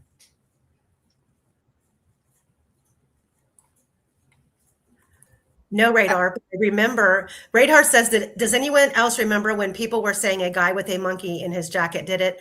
No, but I remember when someone was saying that the person had a dog in his coat on the bridge. And then I also remember that there was a stuffed an inquester. This is right up your alley. I remember that people thought there was a stuffed Easter bunny at the crime. Shut up. I swear to God. A giant one, wasn't it? It was a giant Easter bunny. Yes. And that there were all kinds of dolls and stuff left at the crime scene. So you can all stop mocking me now. The bunny did it. Oh my God. That's great. I love it. Okay. Comedy minute's over. Back to the task at hand here.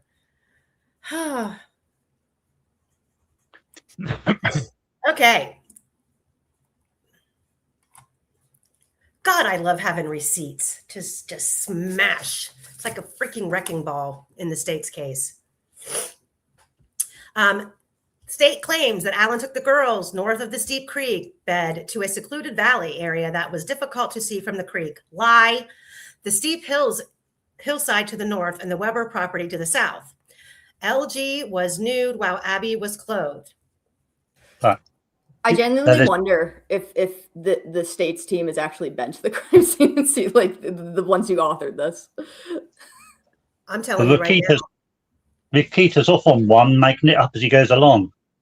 Alan ordered the girls to cross the 100-foot creek. Yeah.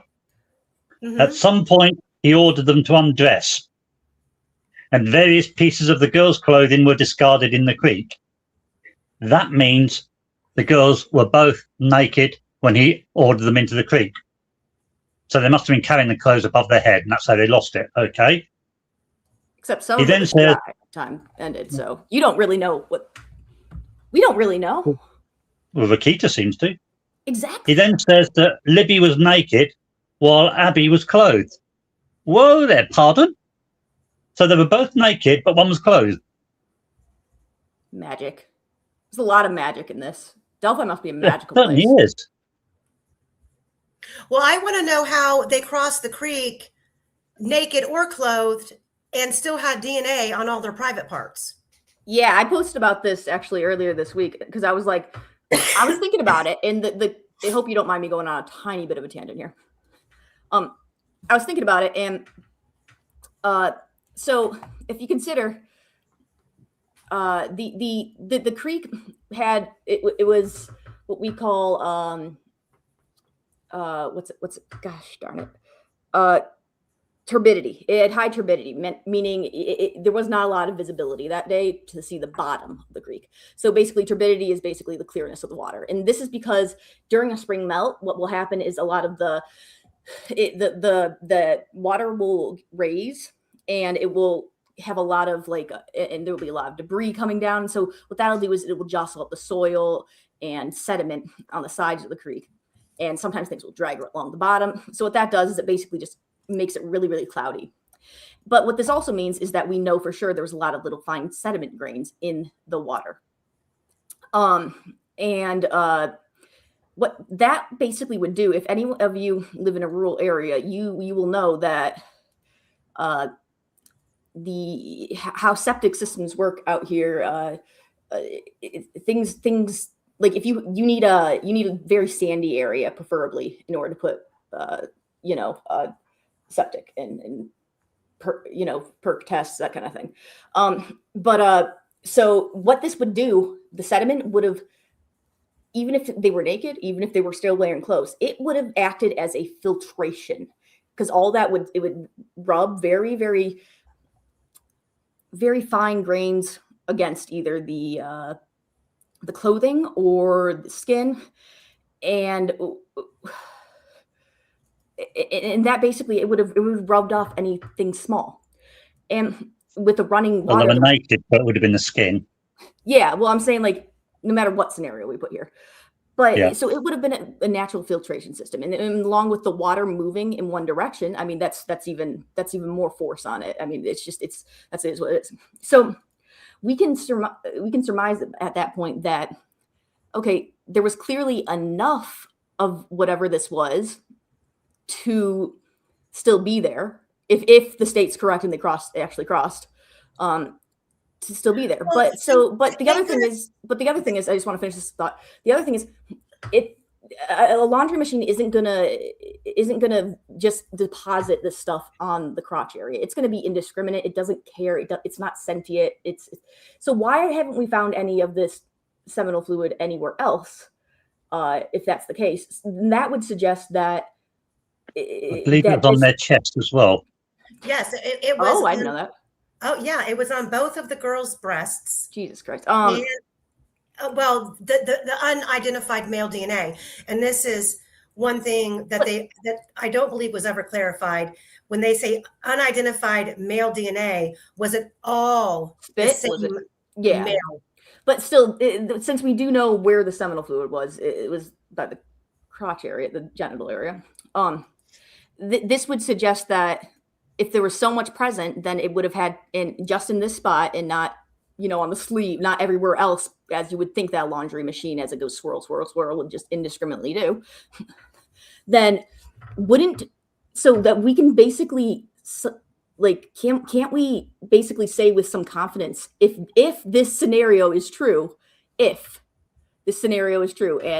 it was from the laundry, I don't believe it is, but then wouldn't that have had to been deposited directly there? So my question would be, who the hell is jacking off in the Patty's laundry into these specific spots on young girls' pants? And if this is true, I don't think this is the scenario, but it still leaves a lot of questions that we need to freaking answer. Well, and why? I mean, there's multiple levels to this issue when you talk about why. So they claim to have known who lived in the household. So why are we being basically gaslit that it's male DNA from someone in the house, but it's unidentified? Why is it unidentified? Number one. We have all the samples, right? Yeah, because everyone's why would it be unidentified? Now we do know that Derek German did give DNA. We know Kelsey did. We know Becky did. I don't know about Mike Patty. I would hope for Christ's sake, that he did, and Cody Patty. Do we know if any of them were snipped? I do not know. Well, And back up a bit. It didn't say sperm. It said DNA. well, she was talking about the seminal fluid. I'm talking about the Yeah. unidentified DNA that, because I don't believe the lab tech, the lab expert said that there was unidentified male DNA it might have been on the crotch area. I'd have to go back and look. I have a diagram that shows where all the DNA is located. I reviewed that diagram before I posted it on Twitter. I think it was on and in. On now, the seminal fluid they did not get DNA from. There was no DNA in the seminal fluid, and Dr. Silkman is the one who broke down for us what that could mean. And right at the top of the list there was DNA. There was just no Y chromosome. Okay, I thought there was no DNA in the seminal fluid. There's not enough to get a proper test. Okay. Although they managed to establish there's no Y chromosome. Well, I remember it being there was no DNA, and Dr. Silkman claimed that would happen if there was a violator who was had a vasectomy or was shooting blanks, as in either they were young or they were older and no longer fertile. Which, how young would you have to be, though? I mean, like, that would be that's on an individual basis based on puberty and maturity. But the problem with that is, how do we have the same type of fluid in both girls? There was never any talk about whether the girls were sexually active or not. But if they were, how were they both sexually active? Were they sexually active with the same person? I mean, how did they both get it? And then back to the unidentified male DNA, how do we have only male unidentified DNA being switched around in the washing machine? I mean, is the washing machine selectively separating the female DNA from the male DNA and only transferring male DNA onto clothing? And specific clothing. Why don't we have Becky Patty or Kelsey specific spots? Why isn't there DNA? And again, why is it unidentified? Yeah, there's no reason it should be unidentified except for a criminal lack of curiosity. And that is pervasive around this entire. It was an intentional smoke and mirror game that they were playing, fast and loose with the truth. And we all know now that there is additional testing that should have been done in this case. And you have to literally rack your brain to even fathom the concept that they're not identifying the hair in Abby's hand until the first week of trial. All these fucking press conferences that Carter did, all these dramatic speeches about, today's the day and the shack and, we're never going to stop, and criminal lack of curiosity. And they did not identify. I don't care. Blaming the washing machine means they narrowed it down to 4 people straight away. Right, and just we're just gonna assume that this DNA is irrelevant to the case.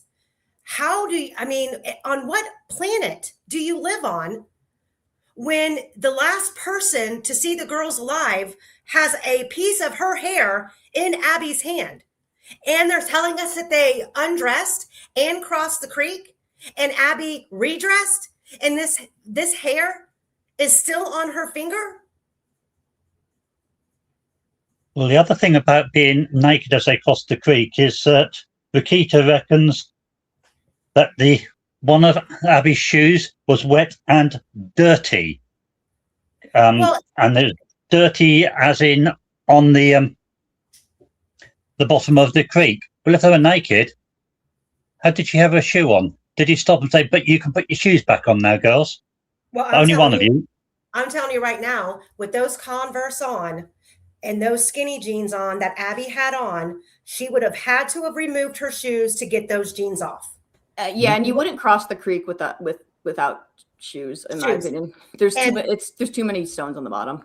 They also, I mean, there's algae in that water, there's bacteria, there's diatoms, there's all different ways that they could have tested the girls' clothing and their shoes, especially because Abby had canvas style shoes on her Converse. Their feet would have been cut off if I 100%, I can say with 100% certainty, their feet would have been cut off if they went shoeless. Like, I know this because I used to wade in a creek that was just like. The perp wouldn't have worried about that, would he?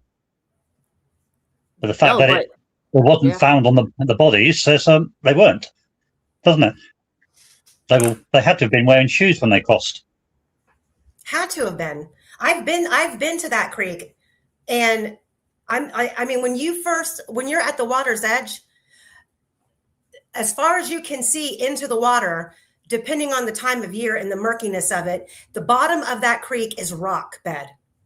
Like rock bed and sludge. Like go back to my videos in my playlist of the Delphi trip where me and Julie go down underneath the bridge, and Breeze, my dog, my Yorkie, steps off the edge and falls, and the water is literally only like 2 inches deep, but she sunk into the muck and dirt and mud. And when we picked her up, she was black.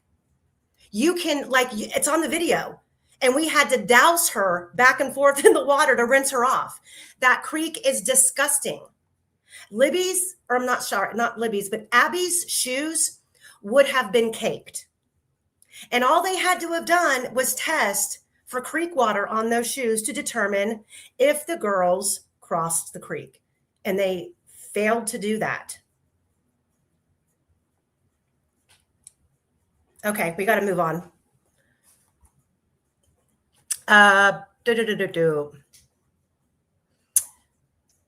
So we're talking there.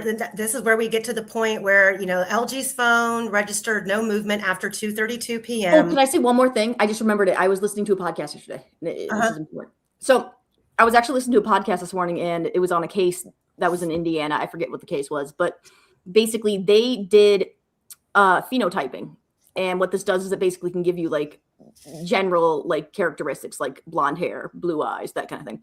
Well, so they did phenotyping on this case, and with the Indiana Crime Lab, it gave them one thing. So they worked on this for a year, and then they were like, okay, we're losing all of our leads.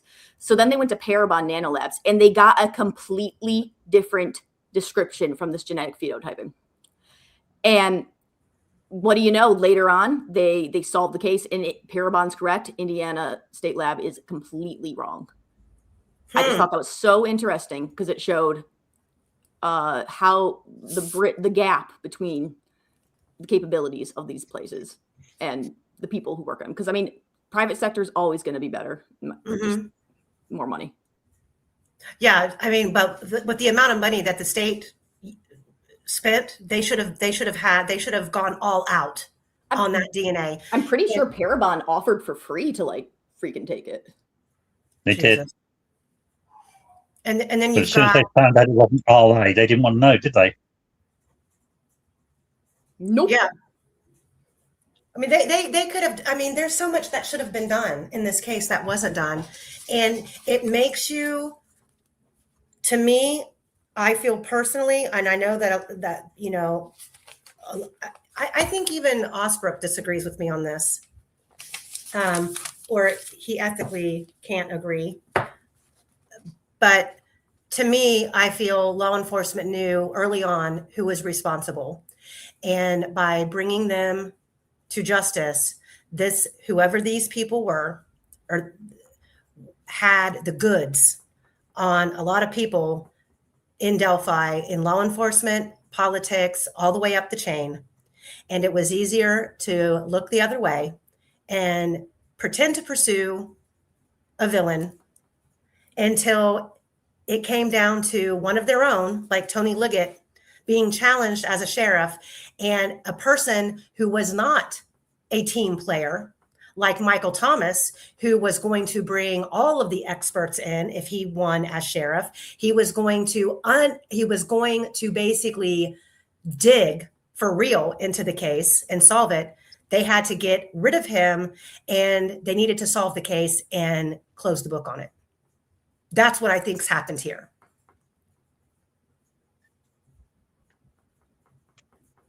Now, who the killer is, I don't know.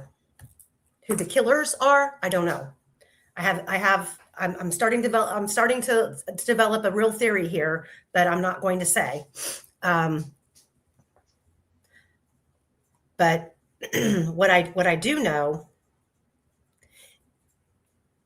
is that the state or the jury never heard about any of these people right here.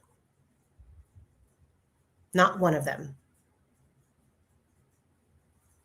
Not Keegan Kline, not Patrick Westphal, not Brad Holder, not Elvis Fields, not Ron Logan, not Mark Palladino, not Jason Palladino, and not CJ Palladino.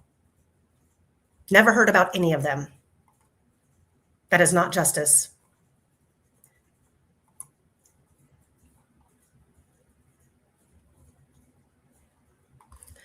So moving on, we're talking about Brick left the scene. The state claimed that Allen kept off the trail to avoid being seen. Okay. Oh, shut up. About 4 p.m., Sarah Carball saw a man now known, according to the state, to be Allen. See how they keep reiterating that? Now known to be Allen. You know, they have to just keep digging the dagger in and trying to turn it just to convince you that that's exactly who Sarah Carball seen. Even though Sarah Carball didn't report what she saw for 3 weeks, number one. Number two, claimed that the reason she knew the girls were missing was because she got an Amber Alert that was never sent out, because the girls didn't qualify to read the Amber Alert status because they were thought to be ran off with friends or at the movies or running away. In chat, I've put the DNA graph that Mommy Wolverine was referring to. There's a link to it, just if anyone was interested. I just want. This won't let me pull it up. Just click on it. It doesn't let me because I'm Wow. the Let me owner. When I in our chat then. Here, there we go. It should be in our chat now. Oh yeah, here we go. I just know Mommy Wolverine wanted to see it, and I figured the rest of you probably wanted to too. And I figured while we're a little bit still close to talking about the DNA, might as well put that out there. I just want everyone to have these resources. It's very important with this case.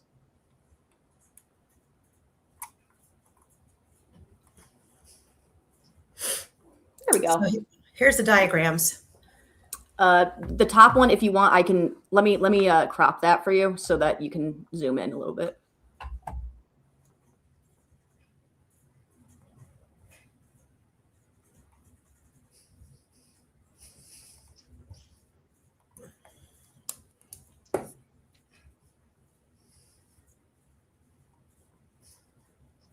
If it lets me do it. One second.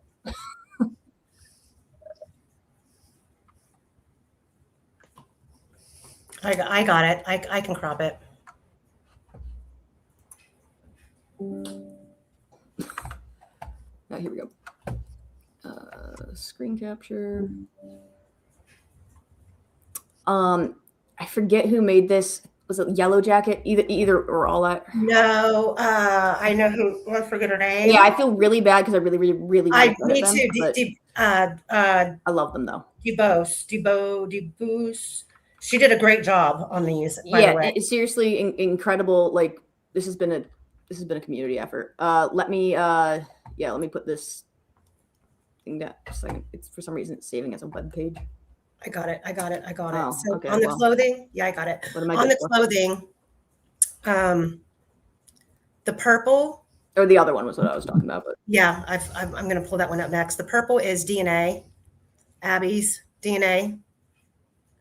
And you've got Abby and Libby's DNA. Now, my understanding, it was in the crotch.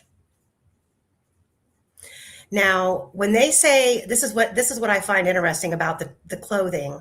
They say none, as in they tested the whole article of clothing. They did not. They took snippets.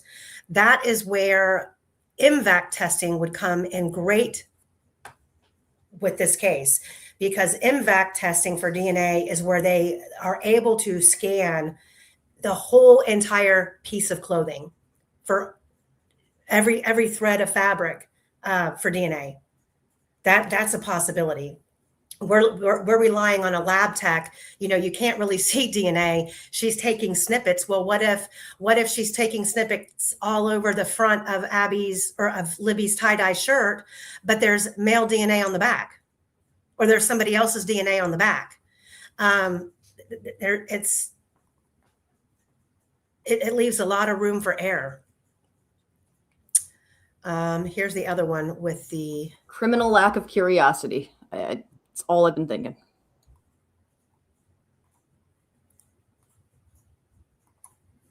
To me, there should be like a freaking law that says anytime that seminal fluid is found anywhere on a deceased minor, literally heaven and earth should be moved. All resources should be exhausted. No cap on like the freaking budget should be there to identify who the heck's DNA that is. Like there's no reason it should be there. So this is the diagram, and all of the green is the unknown male. And I can only assume that it's the same male, because I don't believe that they ever differentiated if it's multiple unknown male DNA. But you see on Libby, even nude, it's literally almost in the same exact place on each girl. Which suggests to me that it was either a large enough quantity, if we go with the state's theory. I don't believe that's true, guys, just once more. But if we go, it was a large enough quantity and someone directly deposited it in certain places, specifically like that, or it wasn't from the freaking clothing. To me, it indicates someone was touching. Oh, 100%. I mean, on the fingernails thing is probably the most damning one for me. I mean, it doesn't get under your fingernails if it's from the laundry guys. Good point.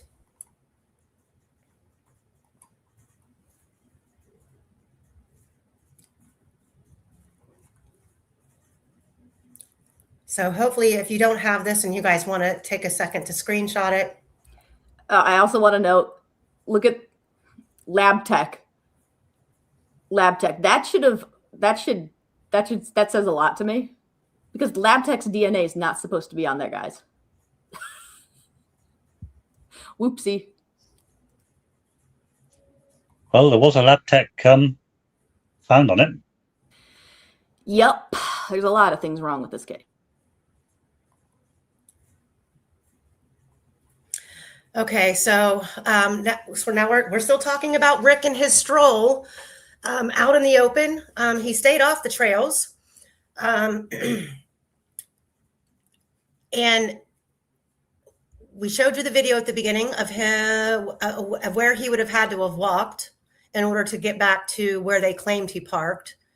Let's see.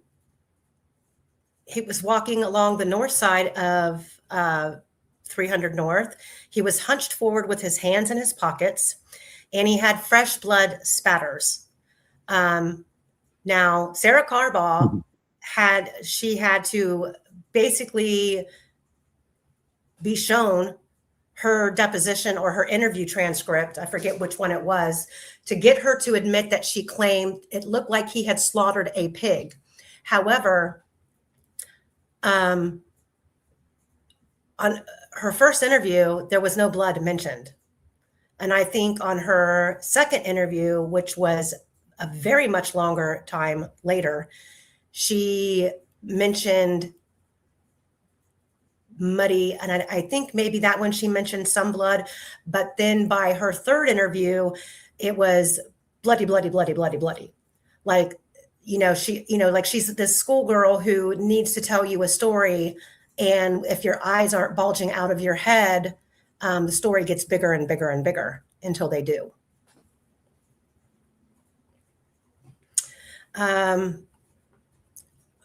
Let me see. We want to talk about the searchers, Quester? The searchers. Whereabouts is that on there? Page 16. Just so they were talking about how, so the lab tech DNA, it could have been a searcher, but I think the gist was they didn't really catch it initially because it wasn't it wasn't apparent, because whoever's DNA, and they never named who it was not in the police database yet, meaning it was a relatively new recruit or person.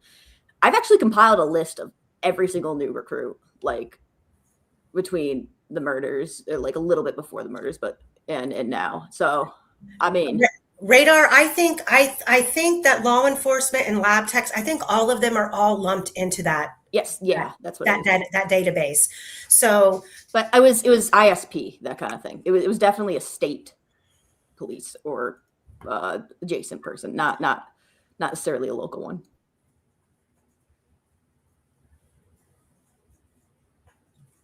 Mother of Dragons. Ooh, do tell.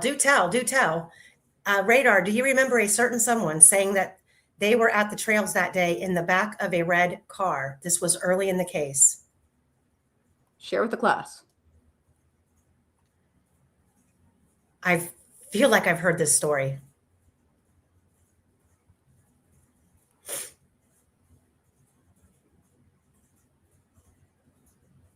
Who was that? Radar, who was it?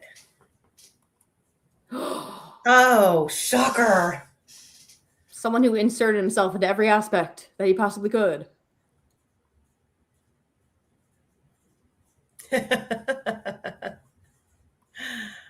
Yeah, so V5294 said regarding the lab tech DNA, someone whose DNA wasn't in the system in February, but was by the time of retesting 5 months later. Thank you. That actually helps me because that kind of narrows it down. I'm going to review that spreadsheet again.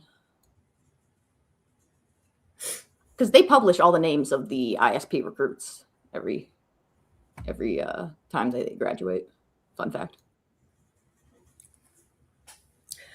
Okay, so page 16, they're talking about the searchers. The searchers were directed to the north side of the creek.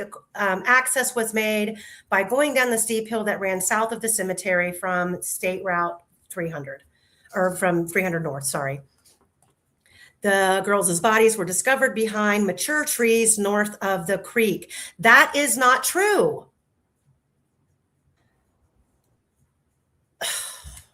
What about that's not true? Like the mature tree part or behind?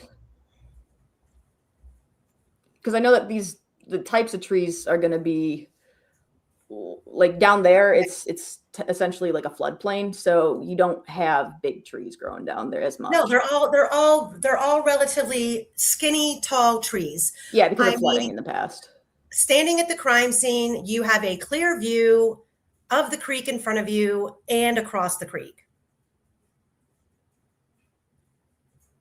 They weren't like the little insertions here of unnecessary bullshit pisses me off. Behind mature trees, like, we can see that in LiDAR. God, it's so frustrating.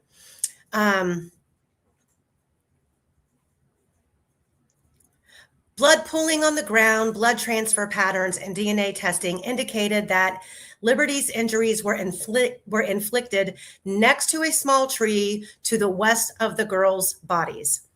After touching the tree with her body, hand and or arm, and creating a inverted L shape in blood. Okay, I am pretty sure everybody listening and watching this right now knows, okay, why are we calling this an inverted L? Because he later says that they put chemicals on it and it didn't show up the cross on the F. Your chemicals. Which is an interesting thing that never arose before. Believe your lying eyes. Don't believe. Well, it's clearly a flippin' F. Yeah. But it does start off once upon a time, doesn't it? So yeah, and let's not talk about Nick McClelland and Jerry Holman in depositions referring to it as the F tree. Yeah. Then Alan, walking after touching the tree with her bloody hand and or arm and creating an inverted L shape in blood, Liberty walked towards Abby and sat or kneeled on the ground. Was he there? Because Abby's just standing there watching, because they know this. Abby is just standing there watching this unfold before her eyes.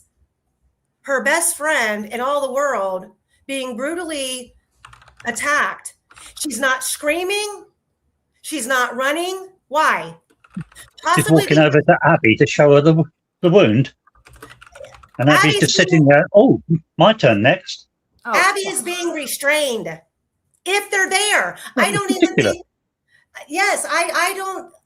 First of all, I'm so over this case and, the higher level hierarchy of, we're going to seal all the crime scenes forever and ever and ever when, anything that was a trial exhibit should be public, including crime scene photos, for the public to be able to scrutinize who we are putting in power and we are electing as public officials, like a Nick McClelland, like Tony Liggett as a sheriff, all of these people who are being paid out of the taxpayer dollars. They have a right to scrutinize the work that they're doing and the bullshit that they're trying to cram down our throat. Now, mind you, while all of this is going on, there are two girls reportedly out of their own mouth, and I'm telling you right now, there's more than that on that bridge. They're supposedly walking across the bridge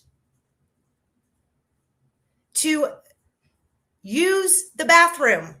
They hear and they see nothing while this is going on. Not to mention, if Libby was attacked while she was standing up, why is the front of her body not covered in blood? And that is why I feel it is important that these crime scene photos get released, because they need to be scrutinized. Why is it going the opposite direction? It's going up her head, like up her face, like she was inverted, like upside down. Wasn't it on her hand? The natural reaction is to put your hands on it. The prosecution's witness even testified to that, Quester. Yeah, and it goes, and her hands. Yes, there is blood on her hands, but it looks wiped. Like the amount of blood that should have been there on her hands, her forearms, her chest, her torso, like all, grab that blood is going to flow down. And that's not there. And if you've seen the crime scene photos, you know that where the injuries are to her neck, it almost looks like it's a bib, like her neck was wiped with something. It is just not a normal crime scene. As if the attack did not take place there. I don't believe the girls were there. I think the girls were taken off that bridge and taken somewhere else. Temporarily. I'm not even sure they were on the bridge. Well, we have to deal with the cards we're dealt. And I don't think at this point there's going to be any defense attorney unless they, I don't know what it's going to take, to be honest, because I don't see a judge ever allowing a defense team to take the phone in their possession and have the phone extracted themselves. I don't trust the phone extractions that the state did all of those times. And, we only know what they put in their report. They're capable of leaving so much out, and the defense didn't pay to have the full extraction evaluated. Well, I'm busy working through what was happening to the phone after Ellie got hold of it, and it's shown all the different times that they opened it, closed it, where they looked, and that. And I'll be honest, it looks like you've got a clown just messing around with it. Oh, I think I'll open that. No, I'll close that. I'll open this. No, I'll close that. It was totally disjointed. If the things weren't open long enough to check, they were jumping from one place to another. It was idiocy, pure and plain idiocy. What's going on with it? I don't believe they knew what the heck they were doing. So the state is claiming that we know this because we listened to their blood expert testify that Libby was walking around before she sat down and then collapsed. I really don't recall if he ever truly explained how the blood ran up her face. Yeah, no, he just said it happened, and she bit over like this. I mean, I wish there was a way to reenact that. I wish there was a way to reenact an injury like that with a liquid that would be conducive to blood, that we could see and food coloring. Exactly how we could make this happen and where the blood would go. Because I look at these pictures and I'm not buying it. No, they don't work. Although some of the blood flow on Abby's face, okay, so sorry, I think I skipped a spot. After touching the tree, she walked towards Abby because, you know, Abby's just standing there watching this all happen. You know, because I guess Rick is wielding a gun and a knife at the same time, and controlling Abby while he's injuring Libby. Holding her upside down. After touching the tree with her body, hand, and arm and creating the inverted L, she walked towards Abby and sat or kneeled on the ground, where she either fell unconscious or died in a large pool of blood. Where's the large pool of blood, guys? It's reportedly down below Abby's feet. Although Alan, yeah, we have to make sure we say Alan did. Alan then dragged Liberty's body by her left arm to her final resting place behind the large tree. Okay. Did you see drag marks? I mean, there's a lot of leaves, debris. There were no drag marks. There would have been marks on the clothing too. Absolutely. I mean, I've fallen enough times to know. Well, Libby was naked, so there would have been marks on her heel at least, wouldn't there? Yeah, and her feet, to be honest. Yep. And I want you guys, okay. Nothing on her feet. There was nothing on her feet. That was the big part. So how could she be walking around? I want you to think about this too, because this diagram really depicts the way the girls are laying in the crime scene photos that were leaked. Okay. Sure, Libby's arm is literally touching a double trunked tree. So how would anyone have grabbed her by her left arm and drug her up without them themselves hitting the tree? I mean, you could do it by the side a little bit. It really depends on how you're positioning the arm afterward, I think. I mean, I've drug enough logs up hills. Heel, buttocks, and the back of her shoulders should have been all scratched up. But my point is, you're not to me, okay, trying to get inside the mind of a killer here. You're moving her. Why? Number one, why does she need moved? Well, I can tell you why, because she was even closer to the water where she originally they thought she was. But we have no drag marks from the. We don't have any like visible drag marks from the water. No. I'm saying as the killer, why would he move her at all, other than to attempt to conceal her, to pose her. To pose her. Exactly. So I don't think that if he's only moving her to conceal her, that he would have tried to maneuver her near that tree. That tree is significant to the pose. And don't forget, while all this was going on, Abby supposedly was just over a couple of feet away getting dressed in Libby's clothes. Just hanging Well, out. Yeah. And even the state's own expert said he believed Abby was held down. That's why Abby does not have any blood on her hands. She didn't reach for her neck, and her arms were in the position that they were found, as if Ricky grew another set of arms in order to do this, by the way. Mm-hmm. I don't believe those are Libby's pants either, redacted, that Abby has on. I really don't. No. They look loose on Abby, but I don't think that they're big enough to have been, they're not big enough to have been Libby's.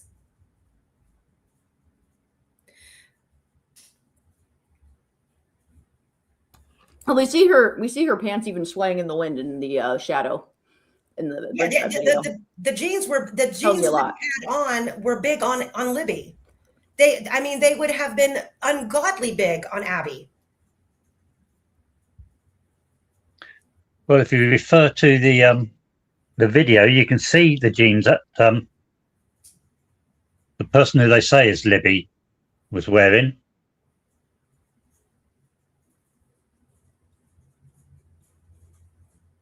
They sway in the wind at some point. It more looks like sweatpants, to be honest. That's what the movement looks like to me.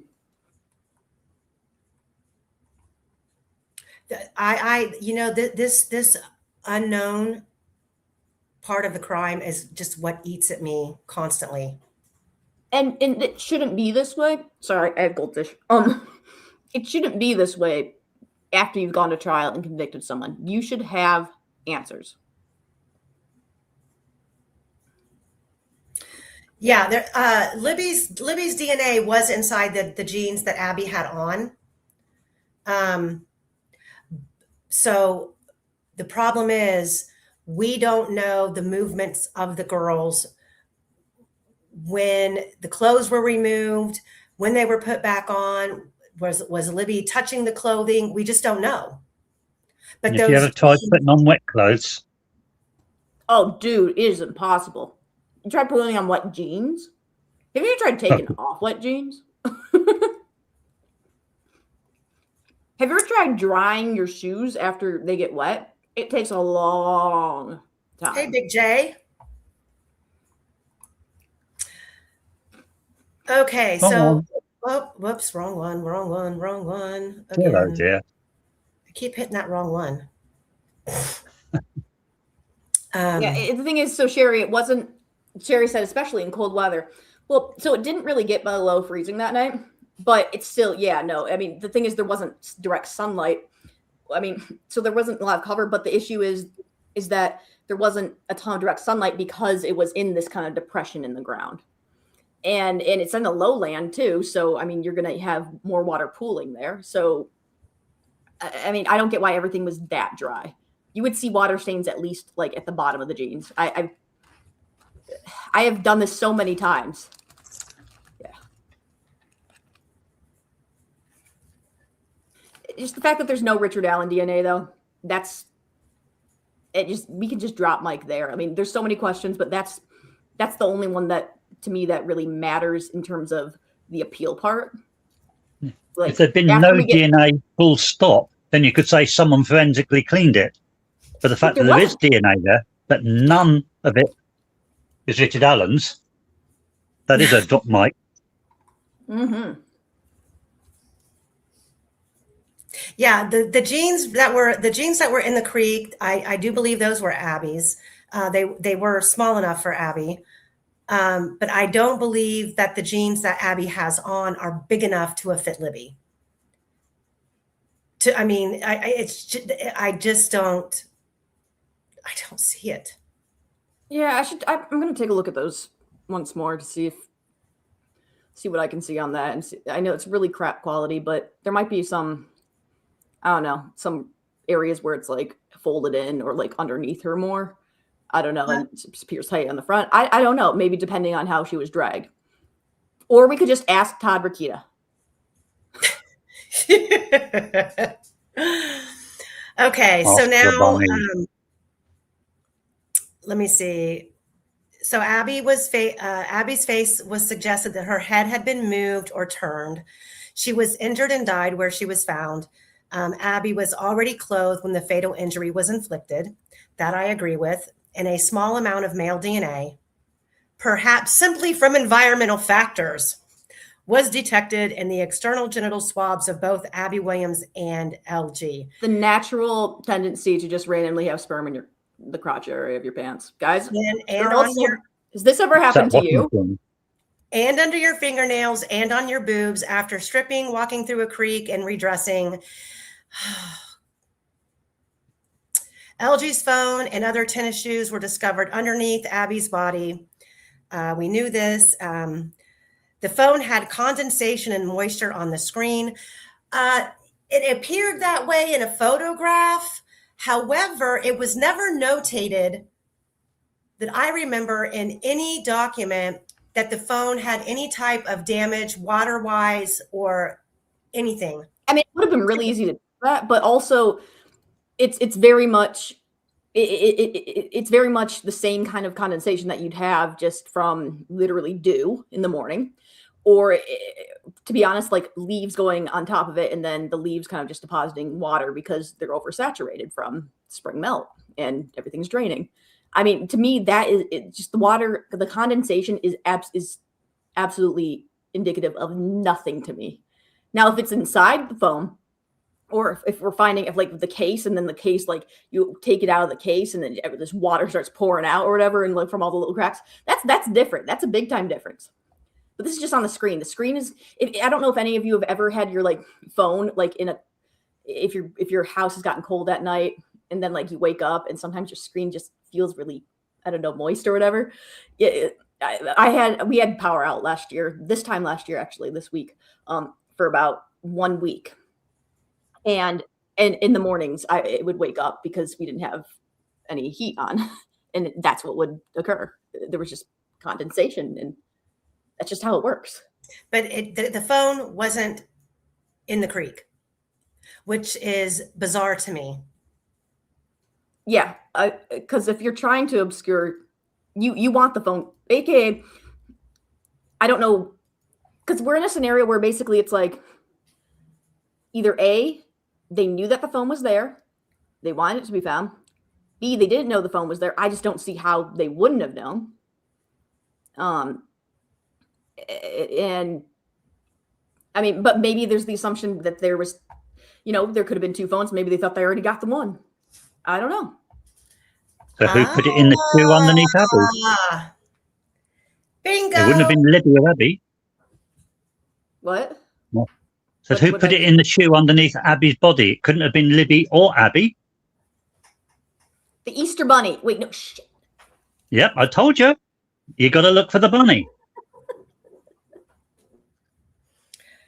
Okay, we need to scoot through here because we are going on 4 o'clock and we are on page 3. What did Silkman say about the environmental story, the DNA? I believe that he said like it might be but like I'm just trying to remember. I was outside clearing sticks last year when this happened. I'd have to go back and listen. I don't think that he was big on it. Yeah, so No, just everyone just said environment and left it there. Last spring, Amy had on a really great DNA expert, Dr. Silkman. Just check out that episode. Just search for her channel and then search for Silkman if you want to review that. Yeah, he was good, wasn't he? Yes, he was. Was a person. I'm hoping to get him back on. He's had some health issues, but the last time I talked to him, he's doing better. So we might get lucky.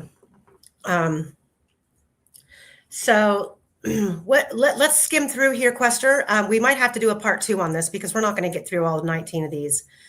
It's wishful thinking. Page 20.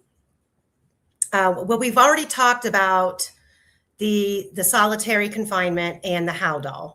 So the areas of the appeal, we kind of already attacked both of those elements at the very beginning of this live. And that's really all that needs to be said as far as that goes, because the rest of it is the state trying to sugarcoat the horrible treatment of a pretrial detainee in the worst prison in Indiana.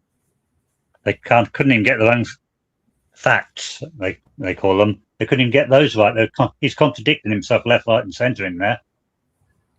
Doing it for his own good. So we talked about all of these different, variables that, with Alan's psychotic symptoms. We touched on all of that at the beginning. So let's go over here to the summary of the argument. Allen-Frank's motion claim is, okay, so the state is trying to say that the Allen-Frank's claim is waived in several respects, and it is meritless. Liggett did not include false statements or omit material information from the probable cause affidavit. And the affidavit still established probable cause, even if the challenge statement's omissions are excluded or included. Yeah. So, I'll buy that. okay. So let's just pretend that, let's just pretend that everything that Liggett put in that was true, even though he changed some of the witnesses' statements, he changed some of the colors of things, and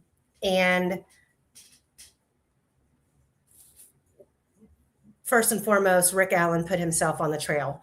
What about everything that was in the probable cause was stronger than anything that came out of Elvis Field's mouth?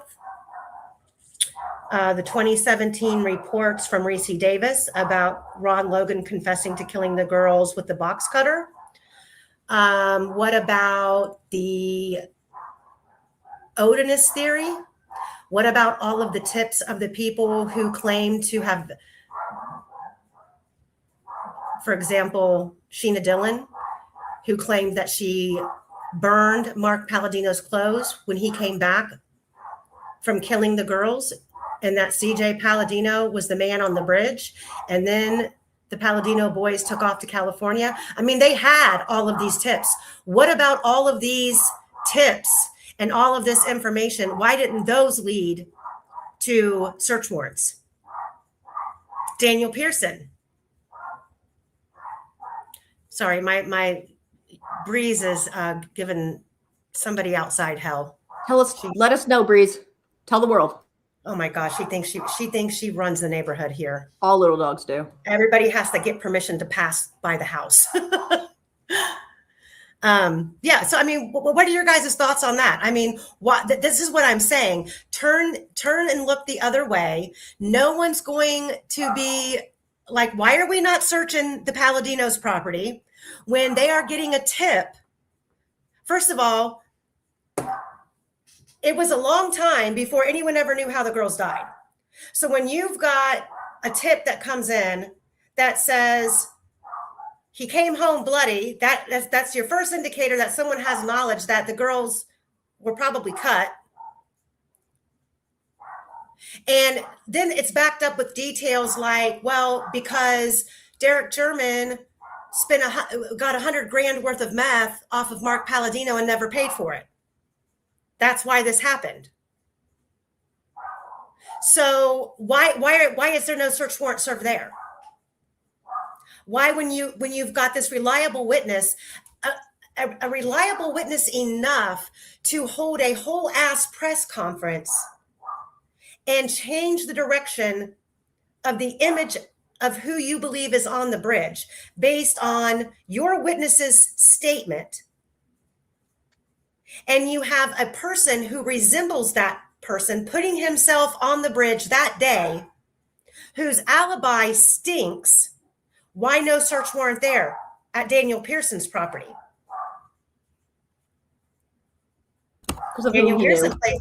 Daniel Pearson placed himself there. David McCain placed himself there for 30 fucking minutes.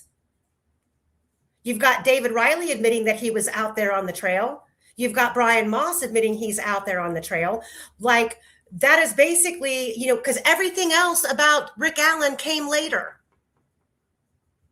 The confessions all came later.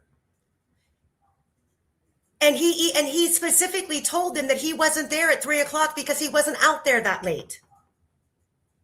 Exactly. Follow the money, follow the drug money.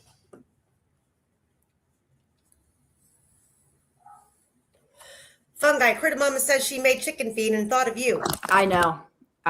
I'm so happy. I asked, they were happy because I love happy chickens.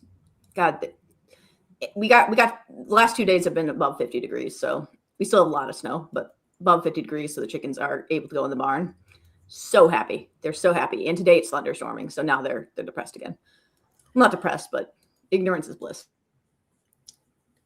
Okay, we're still on the summary of argument. His confessions were voluntary. Yeah, I'm pretty sure he had no freaking clue what was coming out of his mouth and who he was saying it to. And his confinement did not rise to the level necessary to constitute coercion. What does? I'm curious what does. Right. What? Yeah, exactly. I mean, short of, hooking him up to jumper cables and electrocuting him. I mean, this man is fighting rats to eat his own damn food. He's having to drink water out of the toilet. And this is all funny. And he's never even been in front of a judge. So I don't want to skip over all these pages. So Quester and Fungi, are you available either tomorrow or Friday to do another vault and we can finish this? Depends on the weather, but yeah, I mean, I can be there to add commentary. Quester? Can't do tomorrow. Okay, so what is today? Letting us down again. So Thursday? Yeah.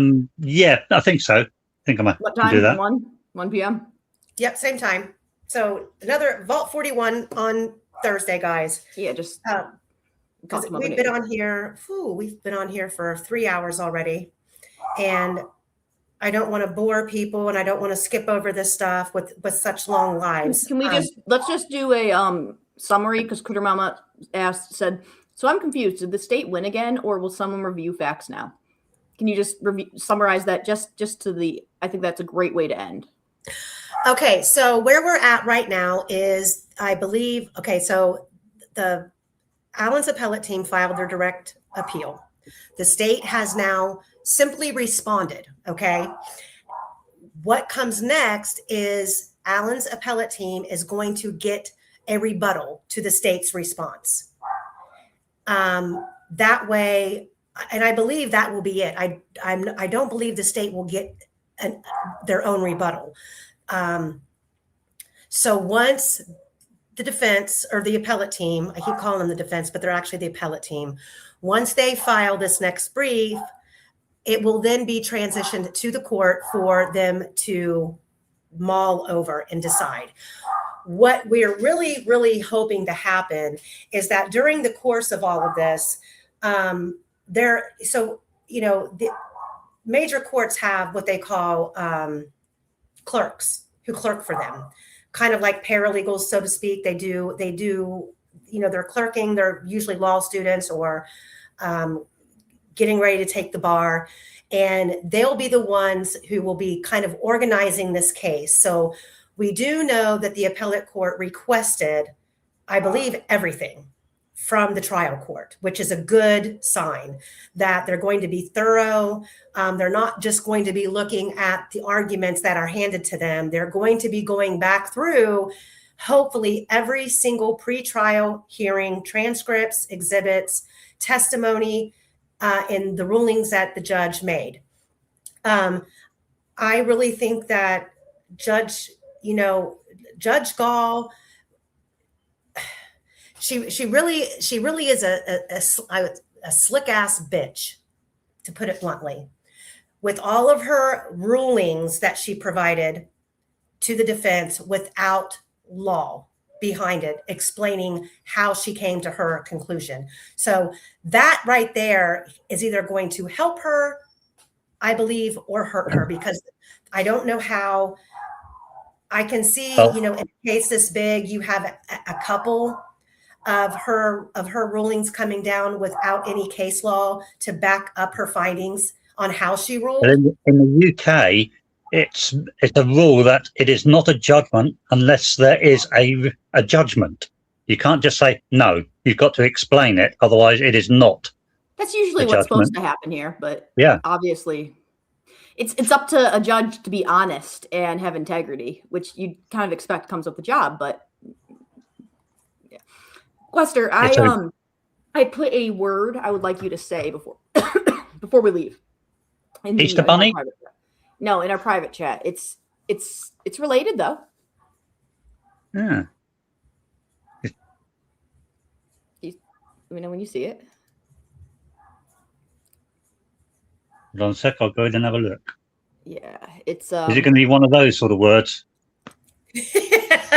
Probably.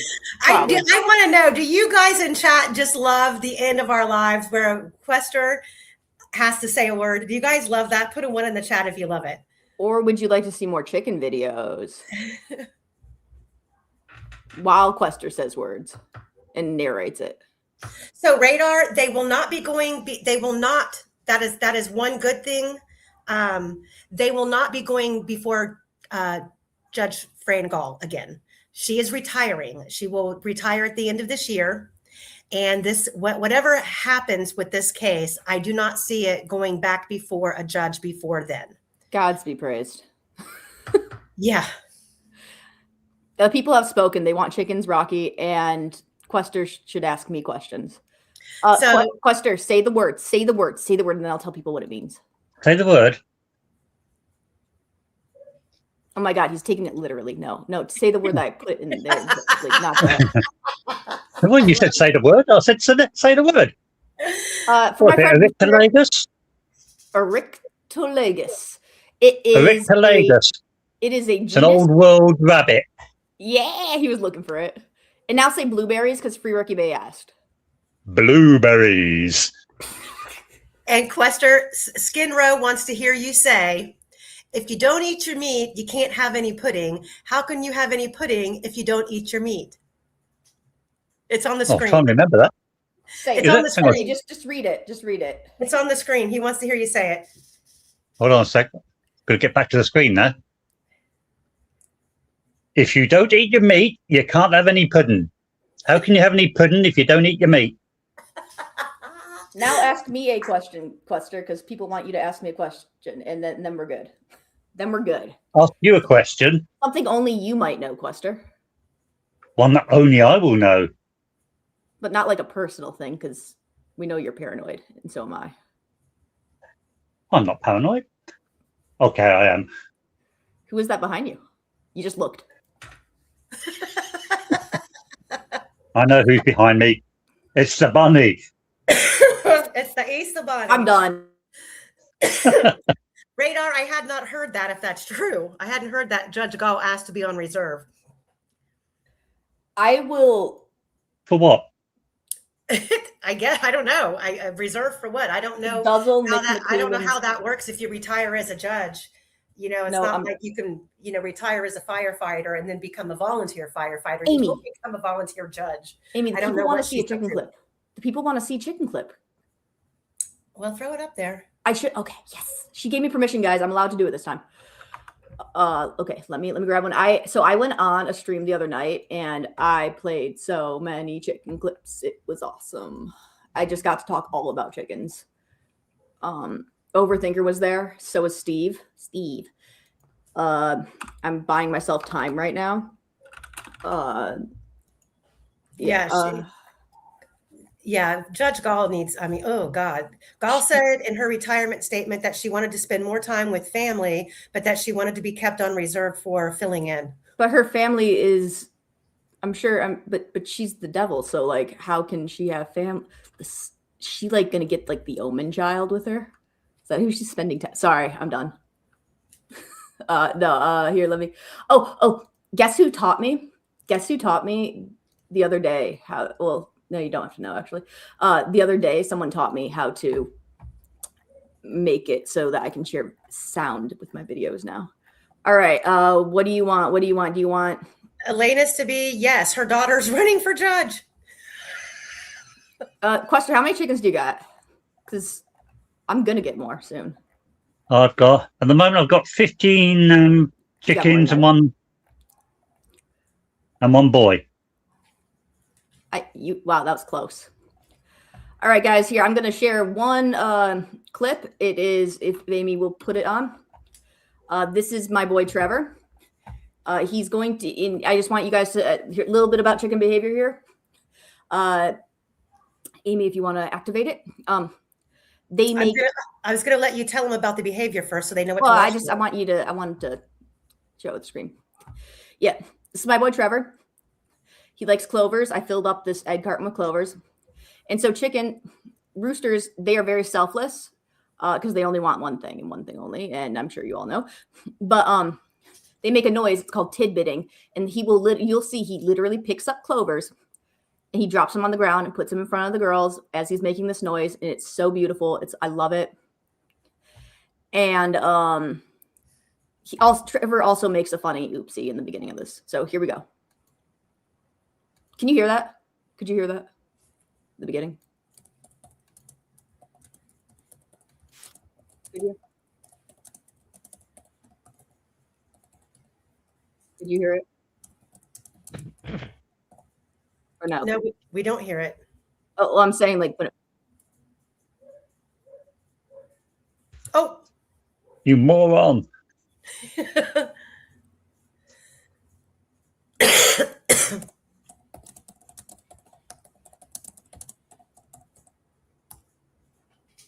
see, he's not eating it. He's just putting it down. He's just putting it down for them.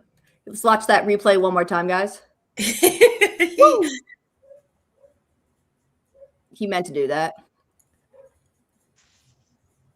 Okay, yeah, I think Amy probably needs to like do a setting if you want to hear, but look at that. Isn't he such a gentleman?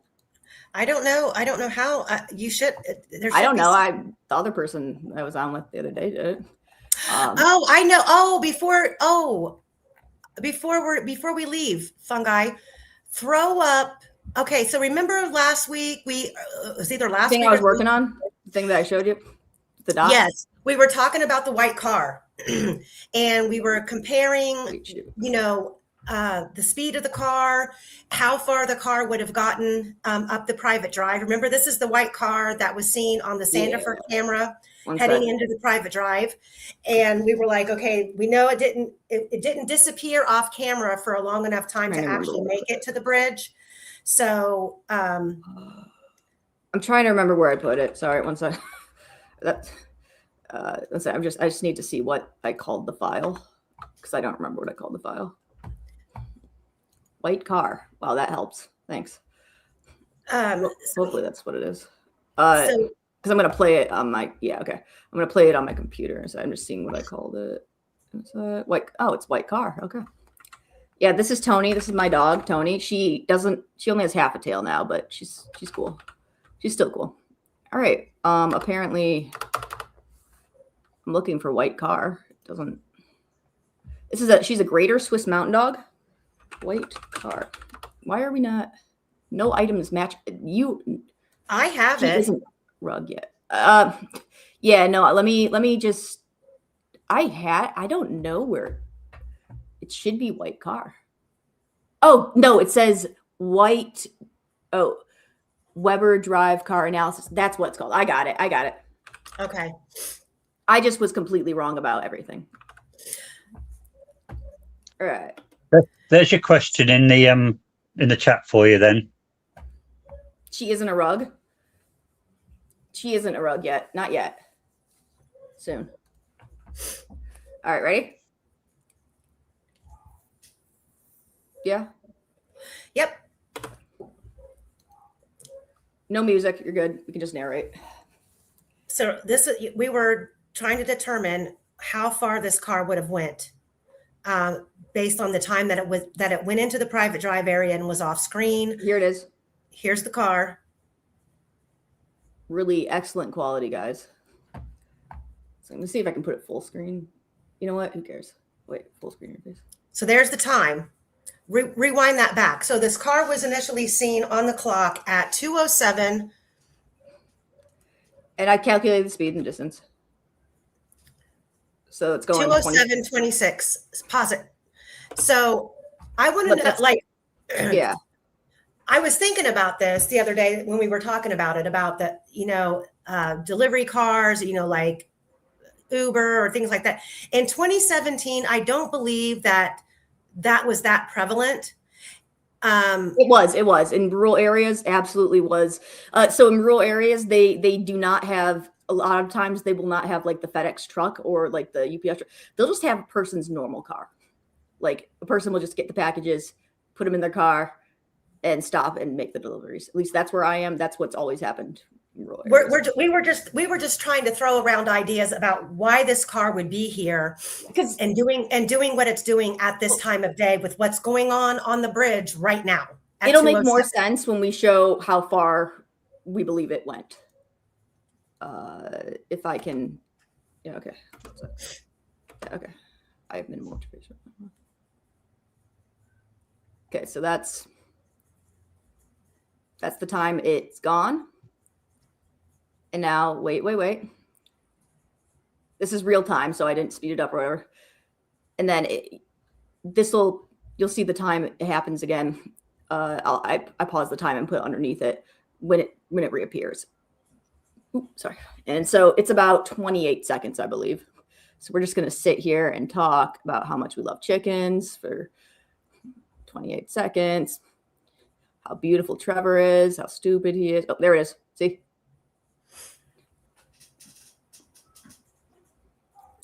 So now I've calculated it at around 17 miles per hour. So it's a lot slower.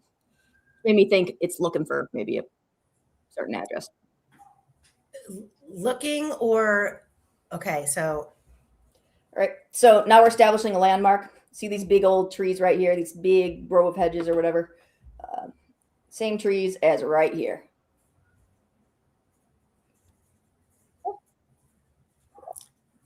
So this is where the car is. Come back in. Follow my mouse. You can see it right here. I'm overlaying it. You want me to show that again? So you can see the overlay. Sure. All right. So if you pay attention to this map, this is where it is on a map.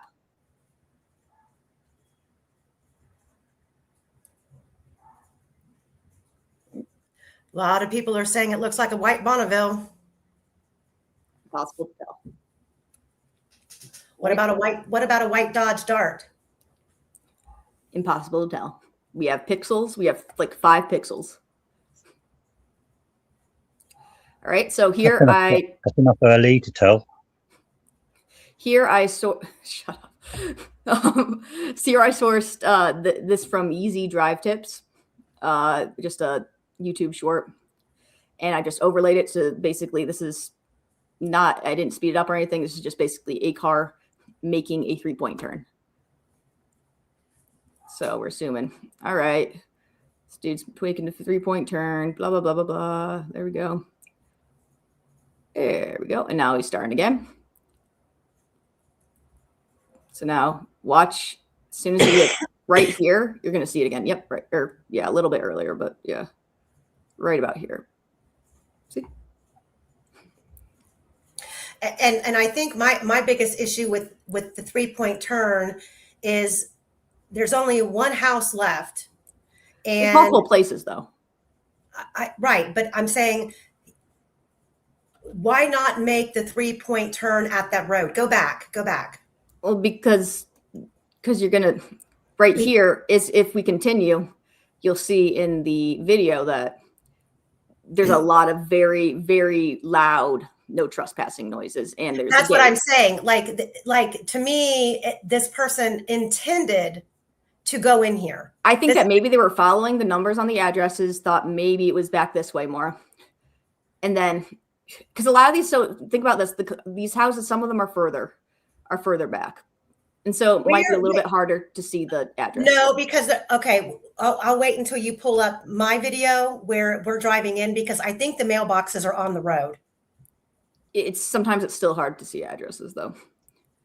Here we go. So this is. Yeah. According to Liebert, they were on the road. Yeah, I mean, they are. It's just sometimes you still don't see them super well. Yeah, I'm just wondering if the car intended to go in there thinking to drop, like they were supposed to drop someone off. I don't think they're just dropping anyone off. Maybe they did. I strongly don't believe that, but all right. So here, now you're going to see, this is where our car is, where Amy is in this video.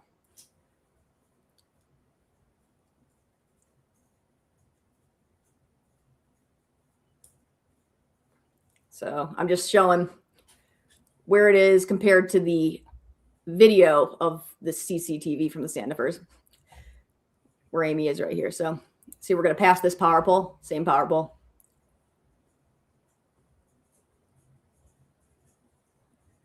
All right. I just don't know why they would drop someone off when it's so far away from. First of all, I think everybody around this area is familiar with the area. And I think that maybe all of the signs might have deterred the driver, like, holy shit, we're on video. I'm not going in there. I'm saying if the girls are on the bridge at this time, presumably, if the girls are on the bridge at this time, then it's going to take 20 minutes for them to get to the bridge from here, or like 15 at least. It's a long ways. It took like 5 minutes by car. So we need to figure that math out, because no, I've already figured it out. I mean, so you think it would take 15 minutes on foot? 100%. So that would put them at 2:30 arriving underneath the bridge. I just think it's going to be way too. So that's a potential turnaround location. That's Liebert's place. I'm going to point out a couple of these. All right.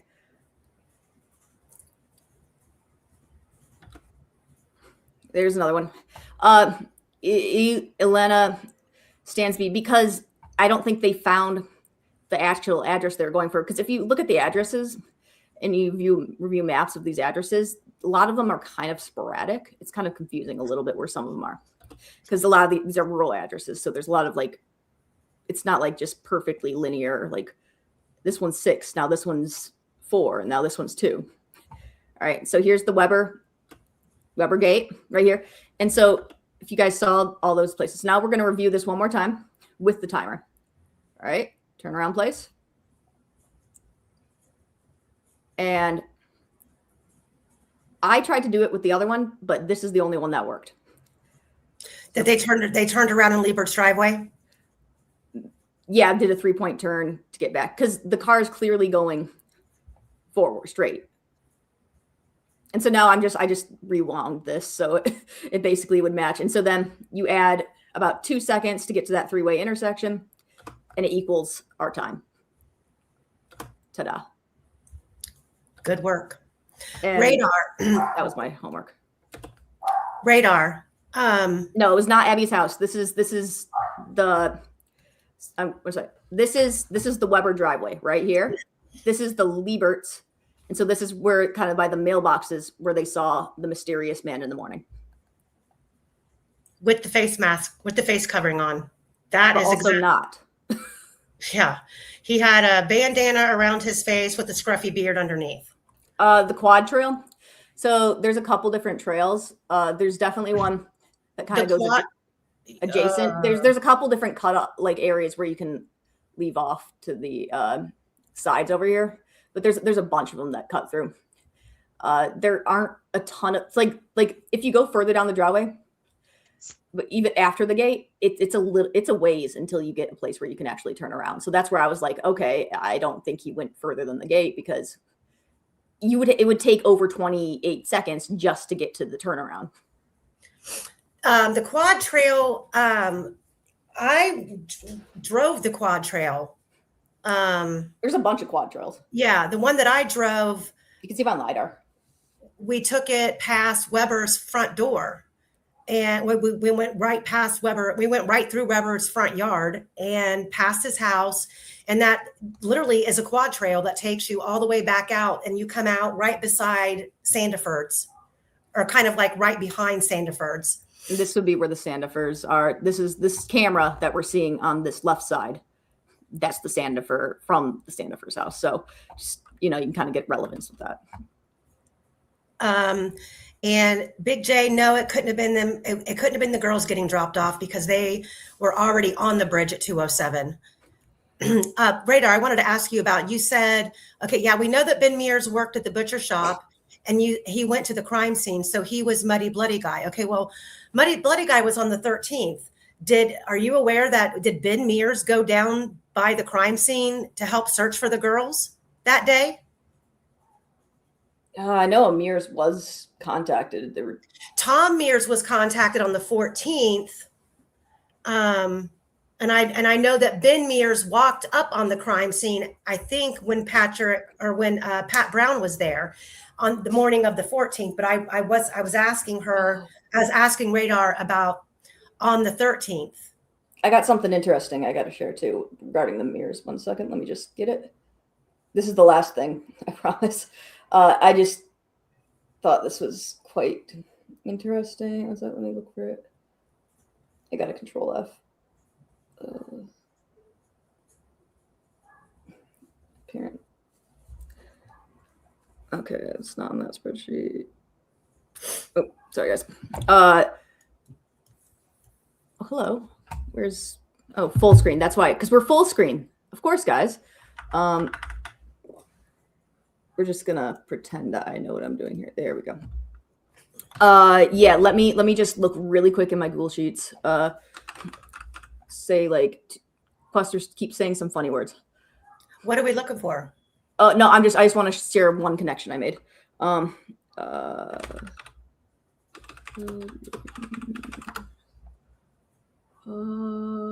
Where is it? It is, I hate this. Is this it? Is this it? Is this it? The number of spreadsheets I have, guys. No, wait. Well, in the meantime, while you're looking for something, I want to throw this out there. So another great person from the channel, Fig, sent me some information, and I was talking to someone about this last night, and now it makes even more sense.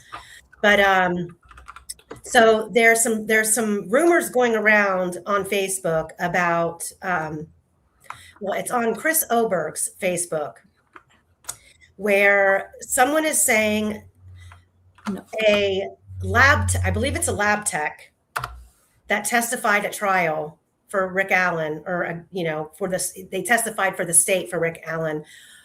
Her husband is now coming out and saying that she was threatened.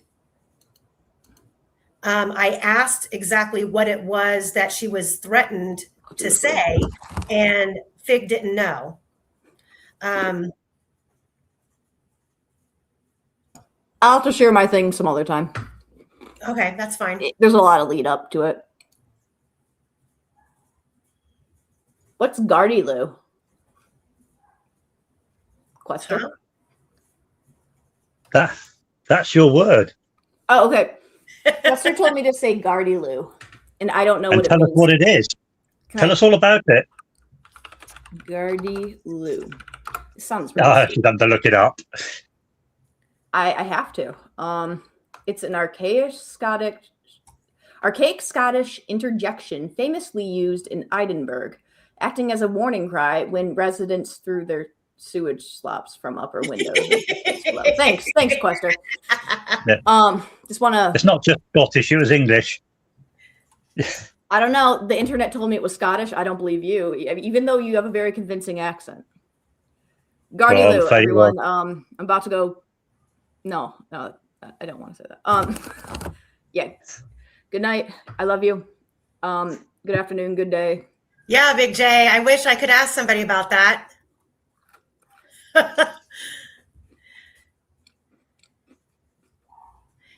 Was Ben VFT? So Radar, was Ben Mears a volunteer firefighter?